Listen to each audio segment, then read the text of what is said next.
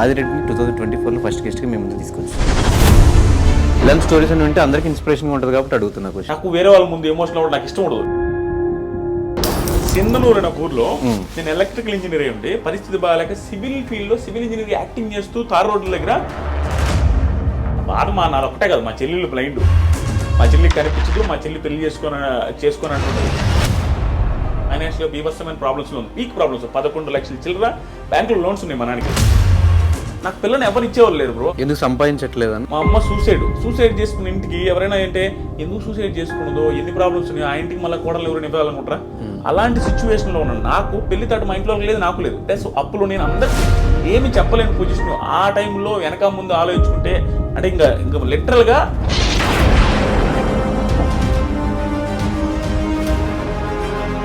మొత్తం ఫ్రీగా వదిలేయబట్టి నీకు ఒక టైం వస్తుంది బ్రో.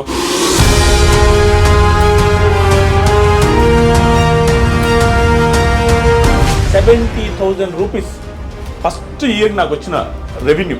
మా అక్క కూడా హోప్ వచ్చింది 70,000 సంపాదించిన. అక్కడ స్టార్ట్ అయిన నా journey last Bigg Boss reviews లో ఒక మంత్ 39 లక్షలు మీరు ఆల్రెడీ చూసుంటారు.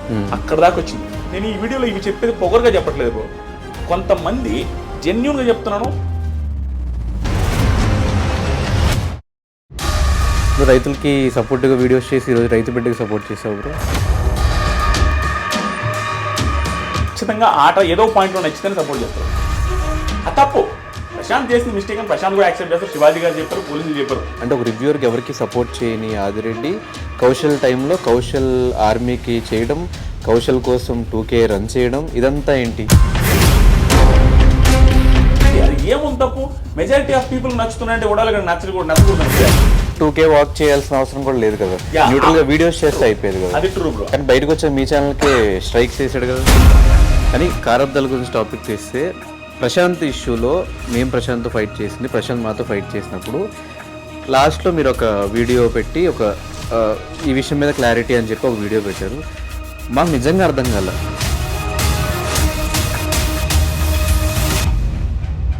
ఈ బిగ్ బాస్ నుంచి బయటకు వచ్చాక ఫేమ్ ఎందుకు నిలబెట్టుకోలేకపోతున్నారు కంటెస్టెంట్స్? నాకు అనిపించింది జెన్యూన్ చెప్పండి బ్రో. చెబితే ఓవర్ అనుకుంటారేమో. అందరూ చేస్తుంది, అందరు కాదు 90% బిగ్ బాస్ కంటెస్టెంట్స్ బయటకు వచ్చిన చేస్తుంది. యాంకర్ రవి కేసు పెట్టాడు మీ మీద, రివ్యూవర్స్ అందరి మీద పెట్టాడు, కానీ మీరు ఒక్కళ్ళు ఎందుకు సారీ చెప్పారు?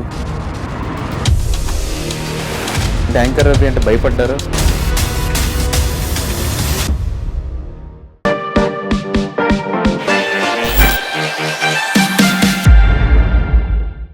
హాయ్ హలో నమస్తే, నేను మీ anchor Dhanush. Welcome to I dream. ఈరోజు మనతో పాటు నా గెస్ట్ ఆదిరెడ్డి. ఒక రివ్యూవర్గా తన కెరీర్ స్టార్ట్ చేసి బిగ్ బాస్ మీద రివ్యూస్ చెప్పుకుంటూ అదే బిగ్ బాస్ కంటెస్టెంట్గా వెళ్ళి టాప్ 5 వరకు నిలిచి ఈరోజు యూట్యూబ్లో వన్ ఆఫ్ ద టాప్ రివ్యూవర్స్గా నిలిచి అండ్ చాలామంది రివ్యూవర్స్కి ఒక ఇన్స్పిరేషన్గా నిలిచాడు.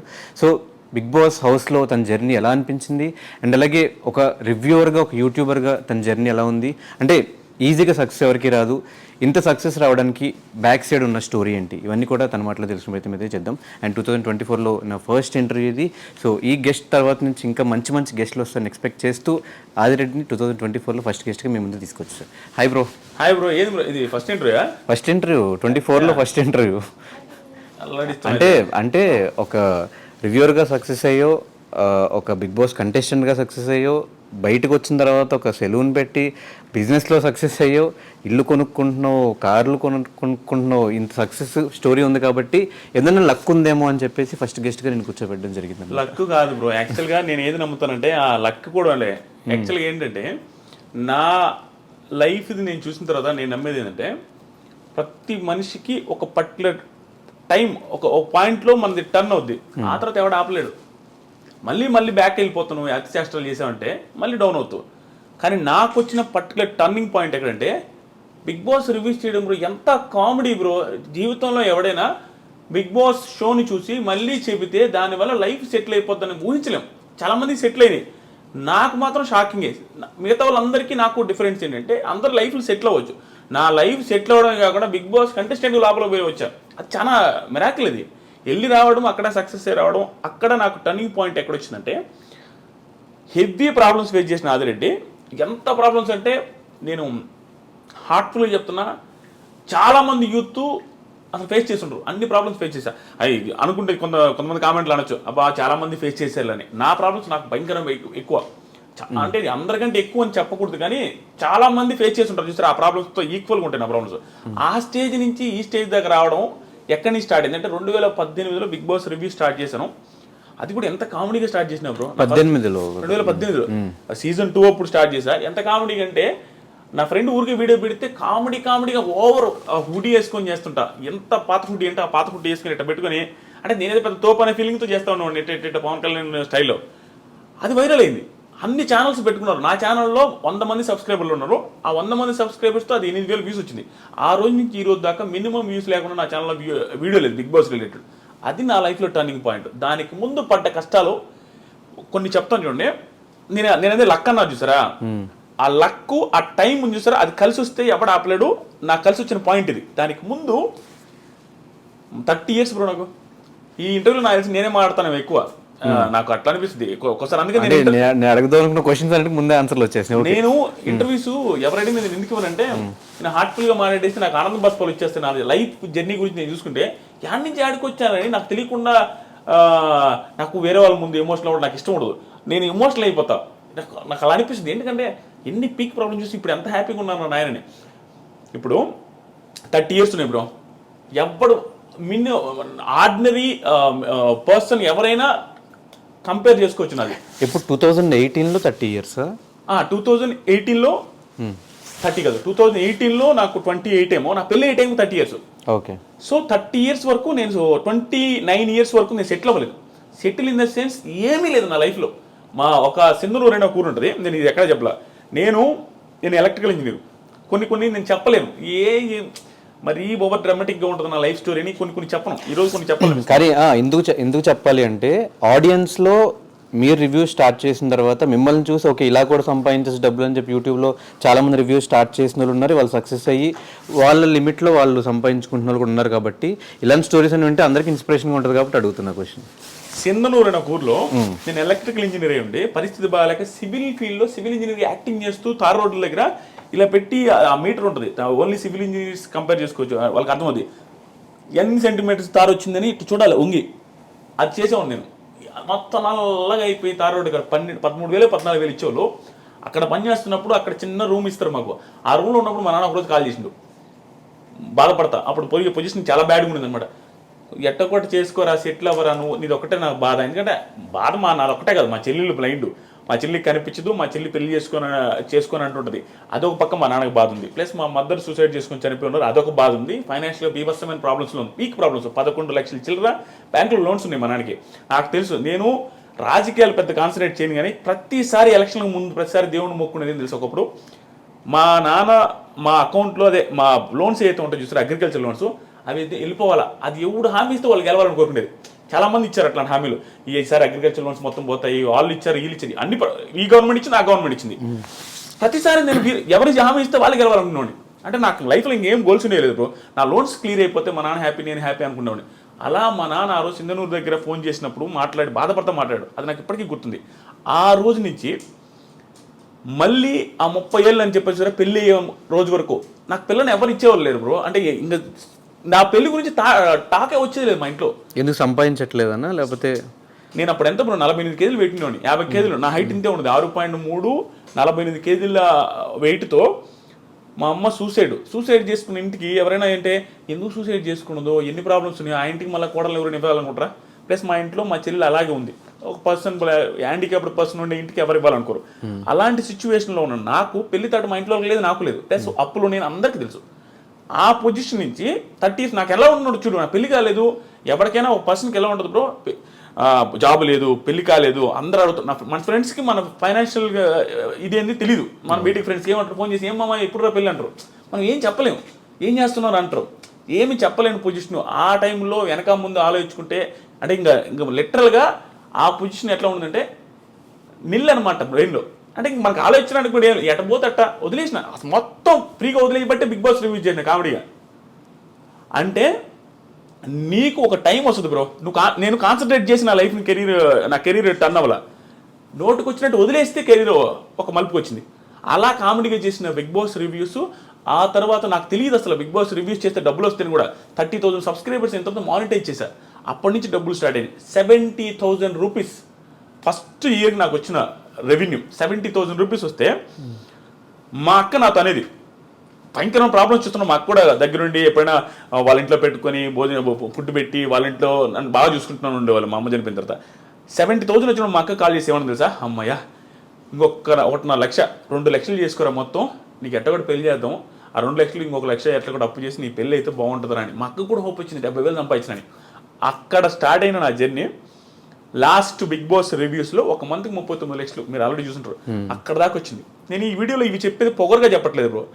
కొంతమంది జెన్యున్గా చెప్తున్నాను, కొంతమంది ఫ్యామిలీస్ కానీ కొంతమంది ఫ్యామిలీస్లో ఉండే పేరెంట్స్ కానీ స్ట్రగుల్ని తీసుకోలేక సూసైడ్ తీసుకుంటారు. ఎగ్జాంపుల్ మా మదర్కి పీక్ ప్రాబ్లమ్స్. మా ఇంట్లో అందరికీ ఏంటంటే ఆస్తులు ఉండేవి బ్రో. ఆస్తులు ఎలాంటి ఆస్తులు, మెట్ట ప్రాంతం మాది. ఆస్తులు అయితే ఉంటాయి చెప్పుకోవడానికి, 8 ఎకరాలు 9 ఎకరాలు 10 ఎకరాలు అంటారు, కానీ ఆ ఎవడు కొండవు దాంట్లో పంటలు పండవు. ప్లస్ పల్లెటూరులో ఉండేవాడు పీక్ ప్రాబ్లమ్స్ వచ్చినా అవి అమ్మడు. దానివల్ల ఆస్తులు కొంచెం ఉన్నప్పటికి కూడా ప్రాబ్లమ్స్ ఎప్పుడు ఉండే. చేతిలో డబ్బులు ఉండేది లేదు. బర్రెలు ఉంటాయి, బర్రెలు మొత్తం మా అమ్మాయి చూసుకుంటుంది. గెడ్డి మోపులు తెచ్చేది మా అమ్మాయి, వ్యవసాయం చేసేది మా అమ్మాయి, నిమ్మతోట ఉండేది అది కూడా పోయిందిలే. అక్కడికి పోయేది మా అమ్మాయి, మాకు వండి పెట్టేది మా అమ్మాయి, 4 పిల్లకాయలని. అన్నీ చూసుకునేసరికి మా అమ్మకి బాగా, మా అమ్మ కూడా హైట్ ఎక్కువ, సన్నంగా ఉండేది. అంత ప్రాబ్లమ్స్ ఫేస్ చేస్తే ఒకసారి హోటల్ ఉండేది మాకు. ఎంత ప్రాబ్లమ్స్ అంటే ఒకసారి ఊహించుకుంటేనే అంటే నేను పేరెంట్ అయిన తర్వాత మా ఇంట్లో వాళ్ళు ఎంత స్ట్రగుల్ అయి ఉంటారో మా అమ్మ అనిపిస్తుంది. మా వైఫ్ని చూసిన తర్వాత హోటల్ ఉండేది, చిన్న హోటల్, ఊర్లో రేకుల షెడ్ వేసి ఒక హోటల్, మా సొంత ప్లేసే కాబట్టి అక్కడ పెట్టాము. బోండాలు, ఇడ్లీలు, పూరీలు అవన్నీ చేసి మా అమ్మాయి పెట్టి, మా అమ్మాయి వండి అందరికీ పెడతా ఉండేది. అవే డబ్బులు వస్తూ ఉండేవి. అప్పుడు మేము హ్యాపీగా ఉన్నాం. ఆ టైంలో ఆ హోటల్ పెట్టిన టైంలో మా మంచి సక్సెస్లో ఉండేది. ఓకే, కొంచెం డబ్బులు చూస్తున్నాం. ఆ టైంలో నేను బీటెక్ జాయిన్ అవుతూ ఉండేది. జాయిన్ అయ్యి బీటెక్ కాలేజీకి పోయే ముందు రోజు మండలు దుడిచేది, ప్యాకెట్లు కట్టేది. నాకు ఇష్టం ఉండదు, ఎవరికి ఇష్టం ఉంటుంది బ్రో. బిల్డప్ ఇవ్వాలని ఎవరికైనా ఉంటుంది. మిడిల్ క్లాస్ పర్సన్ బిల్డప్ ఇస్తాం. బీటెక్ స్టూడెంట్ అంటే ఏమనిపిస్తుంది, సో బిల్డప్ ముందు అనుకునే వాళ్ళం. ఆ ప్యాకెట్లు కట్టుకుంటా అవి క్లీన్ చేసుకుంటూ ఉండేది. ఆ టైంలో మా అమ్మకు ఒకరోజు నేను పూరి చేస్తా, పూరి బాండలు మొత్తం కాలం మీద పడిపోయింది. వేడి ఆయిల్ డైరెక్ట్ పూరీలు చేస్తూ ఉంది, అది స్లిప్ అయి పడిపోతే ఆ పడ్డ కాళ్ళంతా కాలిపోయింది, ఎగిరొచ్చి ముఖం మీద అంతా పడ్డాయి. మొత్తం ముఖం కాలింది, కాలు కాలి. మా అమ్మ ఆల్మోస్ట్ 3-4 నెలలు బెడ్ రెడ్. అక్కడి నుంచి అంటే ఆ రోజు నుంచి మా అమ్మకి మొత్తం టర్న్ అయింది. అంటే ప్రాబ్లమ్స్ ఏమి ఎక్కువ ఉన్నాయి, లోన్స్ ఏమి ఎక్కువ ఉన్నాయి, మా చెల్లెలది ఒక బాధ, ప్లస్ మా నాన్న పెద్దగా వర్క్ చేయడు, నాదొక బాధ, నాకు జాబ్ లేదు, ఇవన్నీ బాధలు పెట్టుకొని ఆ టైంలో మా అమ్మ ఏమనిపిస్తుంది అంటే ఈ పెయిన్స్ ఎక్కువ ఉండేవి, బ్యాక్ పెయిన్ ఎక్కువ వచ్చేది, ఈ ఆయిల్ పడ్డ మంటలు ఎప్పుడు ఉండేవి. దానివల్ల సడన్గా ఒకరోజు సూసైడ్ చేసుకుని చచ్చిపోయింది. అది ఎందుకు చచ్చిపోయింది, ఏమి రీజన్స్ అనేది తెలియదు. మాకు అర్థమైంది ఏంటంటే ఎప్పుడు బ్యాక్ పెయిన్ అంటూ ఉంటుంది, ఈ మంటలు అంటూ ఉంటుంది, పరిస్థితులు బాగాలేవు, అప్పులు ఎట చేయాలనేది. ఎందుకంటే మా అమ్మ ఒక్కటే కష్టపడుతూ ఉంటుంది. అవన్నీ తట్టుకోలేక సూసైడ్ చేసుకుని చచ్చిపోయింది బాత్రూమ్కి వెళ్ళి. అది కూడా నార్మల్. ఆ రోజు కూడా లాస్ట్ ఫుడ్ తినింది నేనే. గోంగూర పచ్చడి నాకు ఎప్పటికీ గుర్తుంది. అంటే మన బెల్ల పెట్టుండదు తెలుసాను. ఇప్పుడు నేను రిగ్రెట్ ఫీల్ అవుతా. ఆ రోజు కూడా నాకు ఇప్పటికి గుర్తు. ఏంది మా ఈరోజు కూర అంటే పచ్చడి రానిది. పచ్చడితో ఏంది అంటే మా ఇది సరే పెట్ట 2 ముద్దలు తిని నేను తినలేను, తిను. మన బిహేవియర్ అట్లా ఉంటుంది. బిల్డప్ ఇస్తుంటాం కదా, ఇసిరేసేది ప్లేట్లు, అదే విధంగా ఉండేది. అక్కడ పెట్టేస్తే మా అమ్మాయి లాస్ట్లో సరే నేను తింటలేపు అన్నది పెట్టేసి ఆ ఫ్రెండ్ వాళ్ళ ఇంటికి వెళ్ళిన. రోజు ఆడే పడుకునేది మా ఫ్రెండ్ వాళ్ళ ఇంట్లో. ఎందుకంటే చిన్నప్పుడు మా ఇంట్లో దొంగలు పడ్డారు. అప్పటి నుంచి నాకు దొంగలు అంటే భయమే, మా ఇంట్లో పడుకున్నాను. అక్కడికి వెళ్తే నేను వేరే ఫ్రెండ్స్తో ఫోన్ మాట్లాడుతున్నా 11-11 టైంలో. నాకు ఫోన్లు వస్తా ఉన్నాయి మా ఇంట్లో నుంచి నాన్ స్టాప్గా. కట్ చేస్తా ఉన్నా, మనకి ఓవరు కట్ చేస్తున్నా. ఒక టైంలో ఏక ఫోన్ చేస్తానంటే ఇంటికి అడిగినా అన్నాడు. మర్చిపోయింది, నేను ఫోన్ ఎత్తకపోతే నా ఫ్రెండ్ లోపల ఇంట్లో ఉన్నాడు. వాడికి ఫోన్ చేసి అది ఏంది ఫోన్ ఎత్తట్లేదు, ఒకసారి ఇంటికి రమ్మని రాను. వాళ్ళకి మా అమ్మ చచ్చిపోయిన విషయం చెప్పేశారు. అలా చెప్పేశారు. నేను బయట ఫోన్ మాట్లాడుతున్నా నైస్గా. వాడు పప్పు తిన్న అన్నంతో వచ్చిండు బయటికి వచ్చి, మామ మీ ఇంటి దాకా పెద్ద మామ అన్నాడు.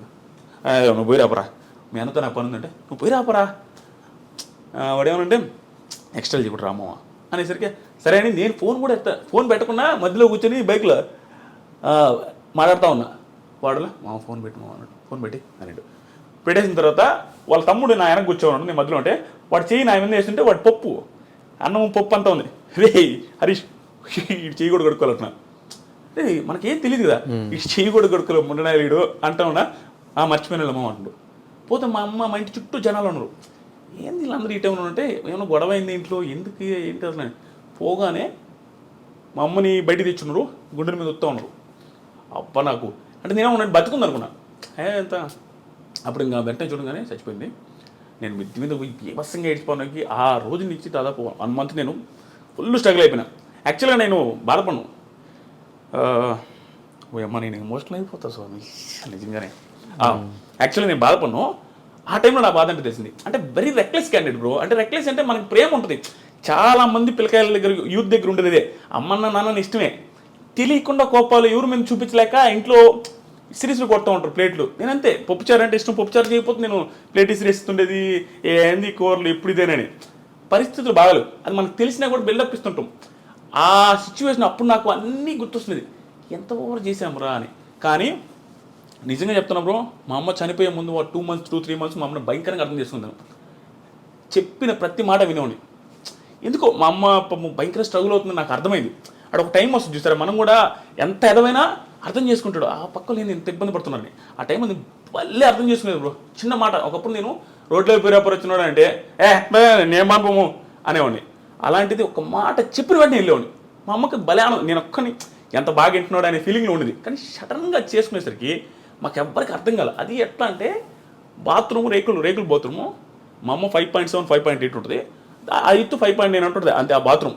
అంటే మనిషి ఊరేసుకొని ఏలాడాలంటే కాలు తగులుతుంటాయి. ఎలా ఎంత ఇబ్బంది పడి ఊరేసుకున్నదని మాకు ఇప్పటికీ ఆశ్చర్యంగా అనిపిస్తుంది, ఎంత పెయిన్ ఉంటే బాధపడద్దని. ఈ సుత్తి అంతా నేను ఎందుకు చెప్తున్నా అంటే, సుత్తి కాదు, చాలా మందికి ఇది ధైర్యాన్ని ఇవ్వాలి నాకు. ఆ పొజిషన్ నుంచి మా అమ్మ లైఫ్ మారదులే, ఇంకా నా జీవితమే ఇంతే అనుకుని సూసైడ్ చేసుకుంటే, అంటే మీరు నేను ఇంకా నా లైఫ్ మారదు అనుకుంటే, నేను ఇప్పుడు 20 మంది లైఫ్ని మారుస్తున్నా. నేను సెలూన్ పెట్టి నా సెలూన్లో 20 మంది పనిచేస్తున్నారు, నా చుట్టూ 5-6 మంది ఉంటారు, వాళ్ళ లైఫ్లు నేను చూసుకుంటూ ఉంటాను. ఇన్ని లైఫ్లు నేను మారుస్తుంటే మా అమ్మ లైఫ్ మార్చలేను అనుకున్నది. హోప్లెస్కి అయిపోయి సూసైడ్ చేసుకుని చచ్చిపోయింది, ఇంకా ఆనందం ఉంటుంది. అదే మా మదరు సూసైడ్ చేసుకోకుండా ఎదిరించి పోరాడి ఇక్కడ దాకా ఉండుంటే ఈరోజు మా మదర్ ఉన్నప్పుడు నా సక్సెస్ ఇంకా ఎక్కువ ఉండేది కూడా, ఆనందంలో ఇంకా హ్యాపీగా ఉండదు. ఇప్పుడు మేము వీడియో చేస్తున్నాం, మా అమ్మ మదర్ కూడా మా వీడియోస్లో ఉండుంటే ఇంకా ఎంత బాగుంటుంది. ఇవన్నీ ఆలోచించుకుంటుంటే నాకు అనిపిస్తుంది, ఒరే నాయన సూసైడ్ ఎందుకు చేసుకుంటారో, నా లైఫే బెస్ట్ ఎగ్జాంపుల్. అసలు టర్నింగ్ పాయింటే ఉండదు, హ్యూజ్ ప్రాబ్లమ్స్ కానీ మా అమ్మ సూసైడ్ చేసుకున్నది. నా లైఫ్ ఈరోజు ఎట్టుంది, ఏ రకంగా ఉంది. మా ఊర్లో ఇంకొక ఎగ్జాంపుల్, నేను క్వశ్చన్ కూడా అడగ, నాకు మా ఊర్లో చిన్న ఎగ్జాంపుల్ చూడండి లైఫ్ మారడానికి. నేను జస్ట్ ఒక ఇంగ్లీష్ మాట మాట్లాడితే యా అన్న ఒకరి ముందు, ఏదో అడిగితే యా అంటే మేము కానీ మెతుకులేదు కానీ ఇంగ్లీష్ రా నీకు అన్నారు. నేను 10th చదివేటప్పుడు ఆ పొజిషన్ అట్లా ఉండేది మాకు. ఆ రోజు నుంచి నా దగ్గర అప్పు తీసుకుని వాళ్ళు 10,000 ఎగ్గొట్టారు. అది అక్కడ దాకా వచ్చి ఇవన్నీ మా అమ్మ జోలు అయిపోయింది. ఇప్పుడు ఇంట్లో వాళ్ళకి ఎట్ట బ్రో, పల్లెటూరు ఆడవాళ్ళకి ఎట్ట, మా కొడుకు 30,000 శాలరీ అయితే 50 చెప్పుకుంటారు, అదే వాళ్ళకి ఆనందం. ఇవన్నీ మా అమ్మ చూడలేకపోయింది. ప్లస్ బంగారం ఉండేది లేదు, ఏ పెళ్ళిళ్ళకి పోయినా మా అత్తోళ్ళ దగ్గర తీసుకుని పోయేది. ఆ పొజిషన్ నుంచి ఈరోజు ఏమైనా కొనిచ్చే పొజిషన్ చూడలేకపోయింది. అందుకని ఆవేశపడకూడదు మనిషి. ప్రతి ఒక్కడికి నేనే సక్సెస్ అయినా బ్రో, నా దగ్గర టాలెంట్ లేదు, నేను జెన్యున్గా ఒప్పుకున్నా, నా దగ్గర ఏ టాలెంట్ లేదు, మాట్లాడతా అంతే. ఏది హార్ట్ఫుల్గా మాట్లాడతా, ఏది అనిపిస్తే అది మాట్లాడతా. టాలెంట్ లేని నేనే పెద్దగా చదివాను కూడా కాదు, ఓకే ఏదో వచ్చాయి. అలాంటి పర్సన్ నేనే సక్సెస్ అయిపోయి నా లైఫ్ మా ఫ్యామిలీ లైఫ్ మార్చేస్తే, ఎంతోమంది బీభత్సమైన టాలెంట్ ఉంటుంది, వాళ్ళు ఎందుకు చచ్చిపోవాలా, వాళ్ళు ఎందుకు సూసైడ్ చేసుకోవాలి, నాకు అర్థం కాలే. నువ్వు వెయిట్ చేయి. బిగ్ బాస్ బిగ్ బాస్ చాలా మంది ఆ షోని తిట్టుకుంటూ ఉంటారు, ఇప్పుడు తెలియదు ఉంది అది ఒక షోనా అంటారు. ఇన్ని చెప్తుంటే ఆ షో ఒక లైఫ్ మార్చింది, ఒక ఫ్యామిలీ లైఫ్ మార్చింది, మా తరాన్ని మార్చింది. ఇక్కడ నుంచి మా తరం స్టార్ట్ అయిపోద్ది, మా ఒక జనరేషన్ మార్చినట్టే. దాంతోపాటు నా చుట్టూ ఉండే ఒక 20 మంది బతుకుతున్నారు. దీంట్లోనే కెరీర్ ఎత్తుక్కోగలిగిన టైం వస్తే, అన్ని కలిసి వస్తే. అలాంటిది వేరే వాళ్ళు ఎందుకు ఎత్తుకోలేరు, చదువుకొని బాగా చదువుకున్న వాళ్ళు. సో నేను ఈ ఇంటర్వ్యూలో కానీ ఎక్కడొచ్చినా నేను ఈ పాయింట్ నా జీవితం మొత్తం చెప్తా ఉంటా, సూసైడ్లు చేసుకోవద్దు. ఏ లైఫ్ ఏ టైంలో నీకు రోడ్డు మీద 1 కోటి రూపాయలు దొరుకుతుందో తెలియదు. నీకు ఏ పిల్ల నిన్ను నచ్చి ఆ పిల్లకి 100 కోట్లు ఉంటే నీకు తెలియదు. నీకు ఎక్కడైనా చేంజ్ అయిపోవచ్చు, నీ లైఫ్ మొత్తం డిజాస్టర్ నుంచి హై క్లాస్లోకి వెళ్ళిపోవచ్చు. ఆ హోప్ ఉంచుకోండి, ఎప్పుడు చచ్చిపోవద్దు. నీకు నిజంగా చచ్చిపోవాలనిపిస్తే, నీకు అసలు నీ పరిస్థితి బాగాలేదంటే, ఆకలితో చచ్చిపోయి కావాలంటే ఇది వెయిట్ చేయి లాస్ట్ రోజు దాకా ఏది దొరకపోవచ్చు, నువ్వు ఎట్టగా చచ్చిపోతావు. అంటే నీకు నువ్వు చచ్చిపోవాల్సిన అవసరం లేదు, నువ్వు తట్టుకోలేకపోతే అది ఆటోమేటిక్గా అయిపోద్ది. చచ్చిపోవద్దు, అది నేను అనుకునేది. ఆ పొజిషన్ నుంచి ఈ పొజిషన్ దాకా వచ్చి చూసారా, నేను ప్రతిసారి చాలామందికి చెప్పేది అంటే, నేను నా ప్రాబ్లమ్స్ ప్రతిసారి చెప్తుంటా.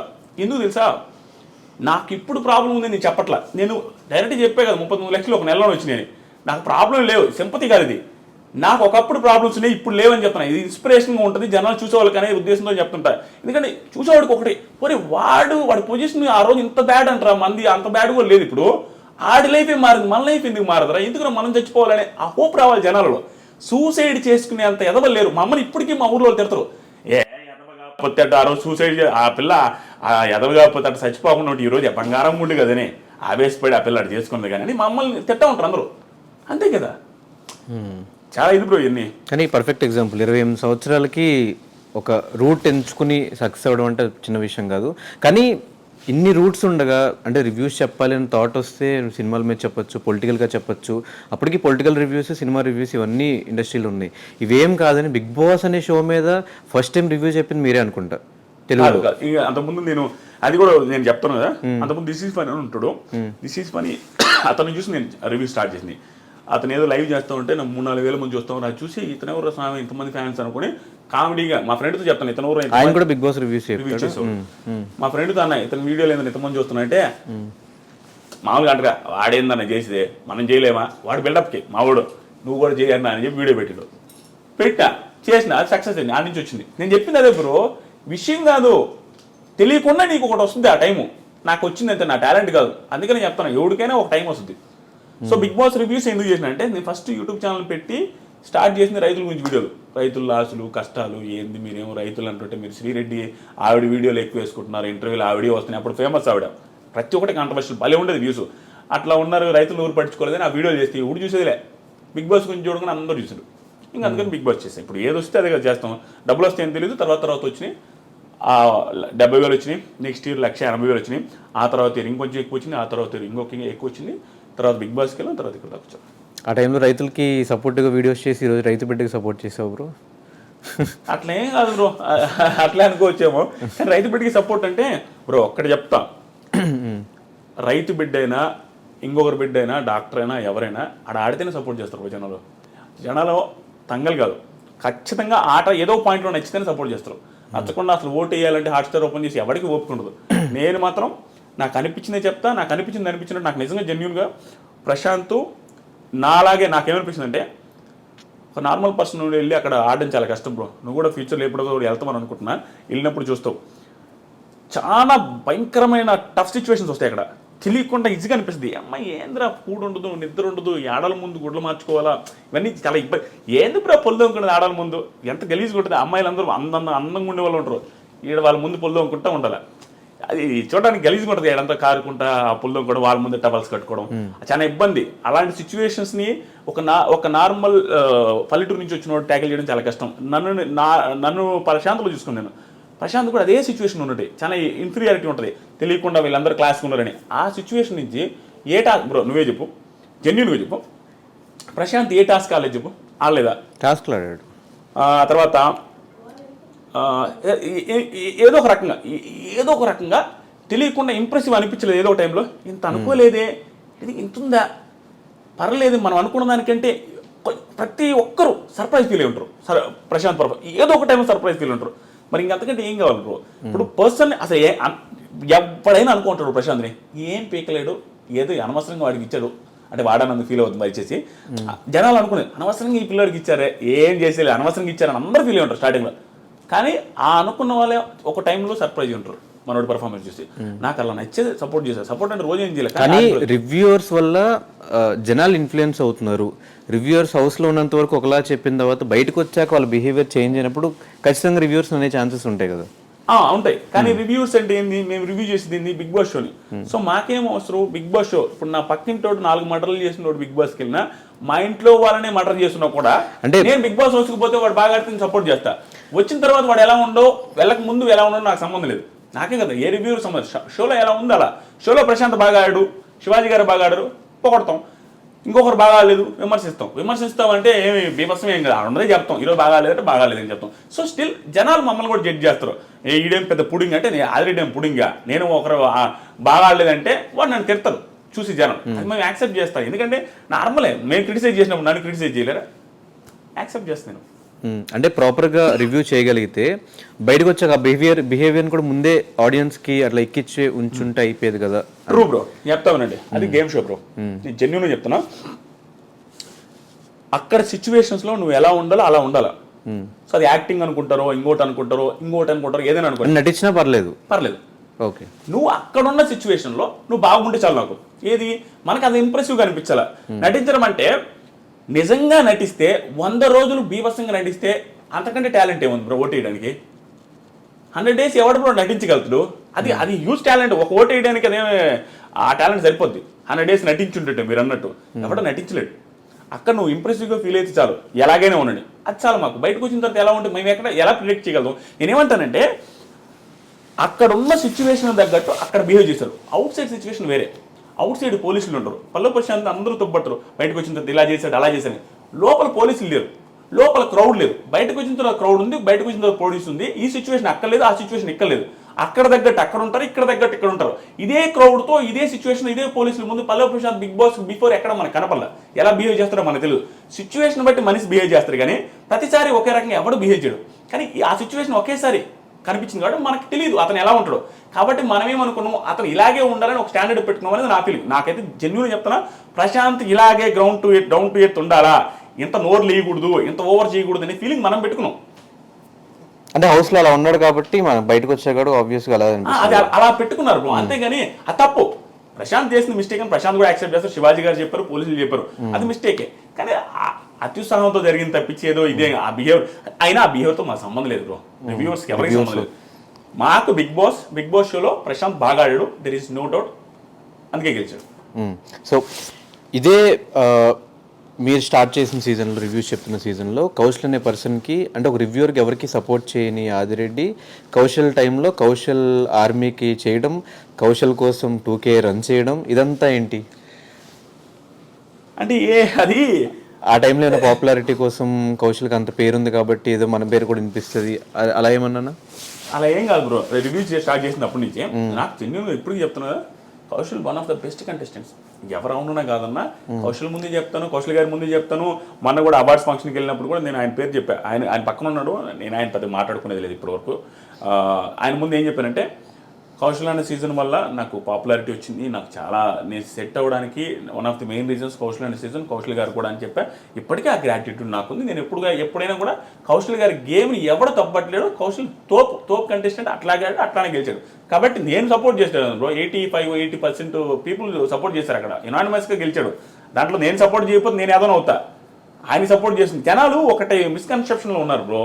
రివ్యూవర్స్ అనేది ఎట్లా అంటే తెలుసా, వ్యూస్ కోసం నువ్వు ప్రశాంత్ని పొగుడుతున్నావు, వ్యూస్ కోసం శివాజీని పొగుడుతున్నావు. వ్యూస్ కోసం పొగుడుతున్నావు అంటే వాళ్ళ మీనింగ్ ఏంటి? శివాజీని పొగిడితే వ్యూస్ వస్తాయని, శివాజీ పేరు పెడితే వ్యూస్ వస్తాయని కదా. శివాజీ పేరు పెడితే వ్యూస్ వస్తాయని అర్థమైంది శివాజీకి పాజిటివ్ ఉన్నట్టే కదా. శివాజీకి జనాల్లో పాజిటివ్ ఉంటే నాకు ఒకటే నెగిటివ్ అనిపిస్తాడా? అది ఏముంది తప్పు? మెజారిటీ ఆఫ్ పీపుల్ నచ్చుతున్నాయంటే ఉడాలి నచ్చకూడదని ఉందే. నాకు నచ్చుతారు. కానీ రివ్యూవర్ న్యూట్రల్ గా ఉండాలి కదా. అంటే బయటకు వెళ్ళి 2K వాక్ చేయాల్సిన అవసరం కూడా లేదు కదా, న్యూట్రల్ గా వీడియోస్ చేస్తే అయిపోయేది కదా. అది ట్రూ బ్రో. అది ఆ రోజు ఏమైందంటే అది కొంచెం పిల్ల బచ్చే చేస్తాలే, నేను యాక్సెప్ట్ చేస్తా. అది నిబ్బా చేస్తా. 28 years మీకు? 28. నాకు 28. నా కెరీర్ కి నిబ్బా కెరీర్ అది. సో నాకు అంత సీరియస్ ఇది ఏం లేదు. అప్పటికప్పుడే సెట్ అయినా, అప్పుడప్పుడే దానికి డబ్బులు కూడా రాలి అప్పటికి. ఎందుకంటే మానిటైజ్ కూడా అప్పుడే ఛానల్ స్టార్ట్. నేను ఎప్పుడు సీజన్ మధ్యలో స్టార్ట్ చేశా, 70 రోజు 60 రోజు స్టార్ట్ చేసిన ఛానల్ని. అక్కడి నుంచి ఆ 40 రోజులు చేసిన రివ్యూ అంతే. అప్పుడు నిబ్బా కెరీర్లో ఉండి నాకు తెలియక చేశా. స్టిల్ ఆ రోజు ఊపుకి, మీకు తెలుసో తెలీదు, ఆ రోజు ఊపికి ఊడికైనా కూడా బయటకు వెళ్ళి కౌశల్ అంటారా అనే ఊపు ఉండింది ఆ సీజన్. ఆ ఊపులో కలిసిపోయింది తప్ప అంత మించి రివ్యూవర్ చేయకూడదు అనేసి అంతేం ఆలోచించలేదు. కానీ బయటకు వచ్చే మీ ఛానల్కి స్ట్రైక్స్ చేశాడు కదా కౌశల్. ఏదో అది మిస్అండర్స్టాండింగ్స్ వచ్చి అట్లా ఇట్లా వేశారు. నేను ఫీల్ అవ్వలేదు. ఆ ఛానల్ ఏం పోలేదులే. ఒక 2 స్ట్రైక్లు ఏం పడ్డాయి, 3ది పర్లేదు. అది వాళ్ళ ఇష్టం. Still I have too much of gratitude for Kaushal అన్న. కానీ ఎప్పుడన్నా రివ్యూవర్స్కి అందరు డబ్బులు ఆఫర్ చేస్తారు, మీరు ఎవరి గురించి పాజిటివ్గా మాట్లాడారంటే వీళ్ళు డబ్బులు ఇచ్చి ఉంటారు, వాళ్ళ గురించి తిట్టారంటే వీళ్ళు డబ్బులు ఇచ్చి ఉంటారు అన్న మాటలన్నీ వినిపిస్తుంటాయి కదా. ఎప్పుడన్నా అలాంటి ఆఫర్స్ వచ్చినాయి? ఆఫర్స్ వచ్చాయి. నేను అసలు కేర్ చేయను బ్రో. ఎందుకంటే జెన్యూన్గా నీకు కూడా తెలుసు నా బిహేవియర్. నేను అసలు డబ్బులు లెక్కే చేయను. నేనే 10 మందికి ఇస్తుంటాను. నాకు ఒకడు ఇస్తానంటే ఇప్పుడు ఒకడికి ఇగో హట్ అవుతా బ్రో. ఒకటి 10 మందికి హెల్ప్ చేసి 10 మందికి డబ్బులు లెక్క చేయనోడు వాడు వచ్చి నాకు ఇస్తానని నాకు కాలదా? ఎవరికైనా కాలదే, ఈడే నాకు ఇచ్చిందని. నేను అట్లా చాలా ఒక 2-3 చెప్పింది, నేనే నీకు ఇస్తానన్నది కూడా ఉంది. అంటే కాలద్ది ఈడ, అంటే డబ్బులు ఇస్తే అంత చీప్గా కనపడుతున్నాం మనం అని. ఎందుకంటే ఎవరు డబ్బులు ఇస్తే మనం ఎన్ని రోజులను పొగుడుతాం బ్రో. అక్కడ విషయం లేకుండా పొగిడితే నీ ఫ్యూచర్, నీ లైఫ్ ఇది. ఛానల్ ఎత్తేసిపోతావా? మన ఐ డ్రీమ్ ఛానల్లో ఒక డబ్బులు ఇస్తే మనం పొగిడితే కూర్చుంటే ఛానల్లో ఏముంటుంది ఇక? అట్లా ఉండదు కదా. ఏదైతే అనిపిస్తుందో అది చెప్తేనే నీకు ఫ్యూచర్ ఉంటుంది. ఆడిచ్చే 20-30 వేలకి కంటెస్టెంట్కి ఎంత వస్తుంది బ్రో? పాపం వాళ్ళు ఎంత కెరీర్ ఇప్పుడు బిగ్ బాస్కి వెళ్తున్నారంటే కెరీర్ సెట్ గానే వెళ్తారు మోస్ట్లీ. అలాంటి వాడు డబ్బులు ఇచ్చి ఎంత ఇచ్చి కొంటాడంతే. ఒకటో ఎపిసోడ్లో పొగుడతాం, 100 ఎపిసోడ్లో పొగడగలుగుతామా? సో కరెక్ట్గా ఏ ఎపిసోడ్లో నెగిటివ్ చేస్తే వాడు అడగడా డబ్బులు తీసుకున్నావు నెగిటివ్ చేస్తామని, వాడికి ఏం సమాధానం చెప్పాలా? అది ఇంపాసిబుల్. ఎవరికి డబ్బులు ఇవ్వరు, ఏ రివ్యూలు డబ్బులు తీసుకొని రివ్యూ చేయరు. కానీ పర్సెప్షన్ వేరు ఉంటుంది. బిగ్ బాస్ షోనే 100 మంది 100 రకాలుగా కనపడుతుంది కాబట్టి ఆదిరెడ్డికి ఒక రకంగా కనపడుతుంది, దిస్ ఈజ్ ఫనీకి ఒక రకంగా కనపడుతుంది కాబట్టి ఒక్కొక్కరు ఒక్కొక్క యాంగిల్ చెప్తారు. అంతకుమించి ఏమి లే. జనాలేమో తిడతారు బ్రో, జనాలకు కూడా వేరే యాంగిల్ కనపడింది కాబట్టి మనల్ని తిడతారు. తిట్టడం అంటే అది క్రిటిసైజ్ చేస్తారు, అది తప్పు ఏం లేదు. కానీ కొంతమంది పర్సనల్గా వెళ్ళి తిడతారు.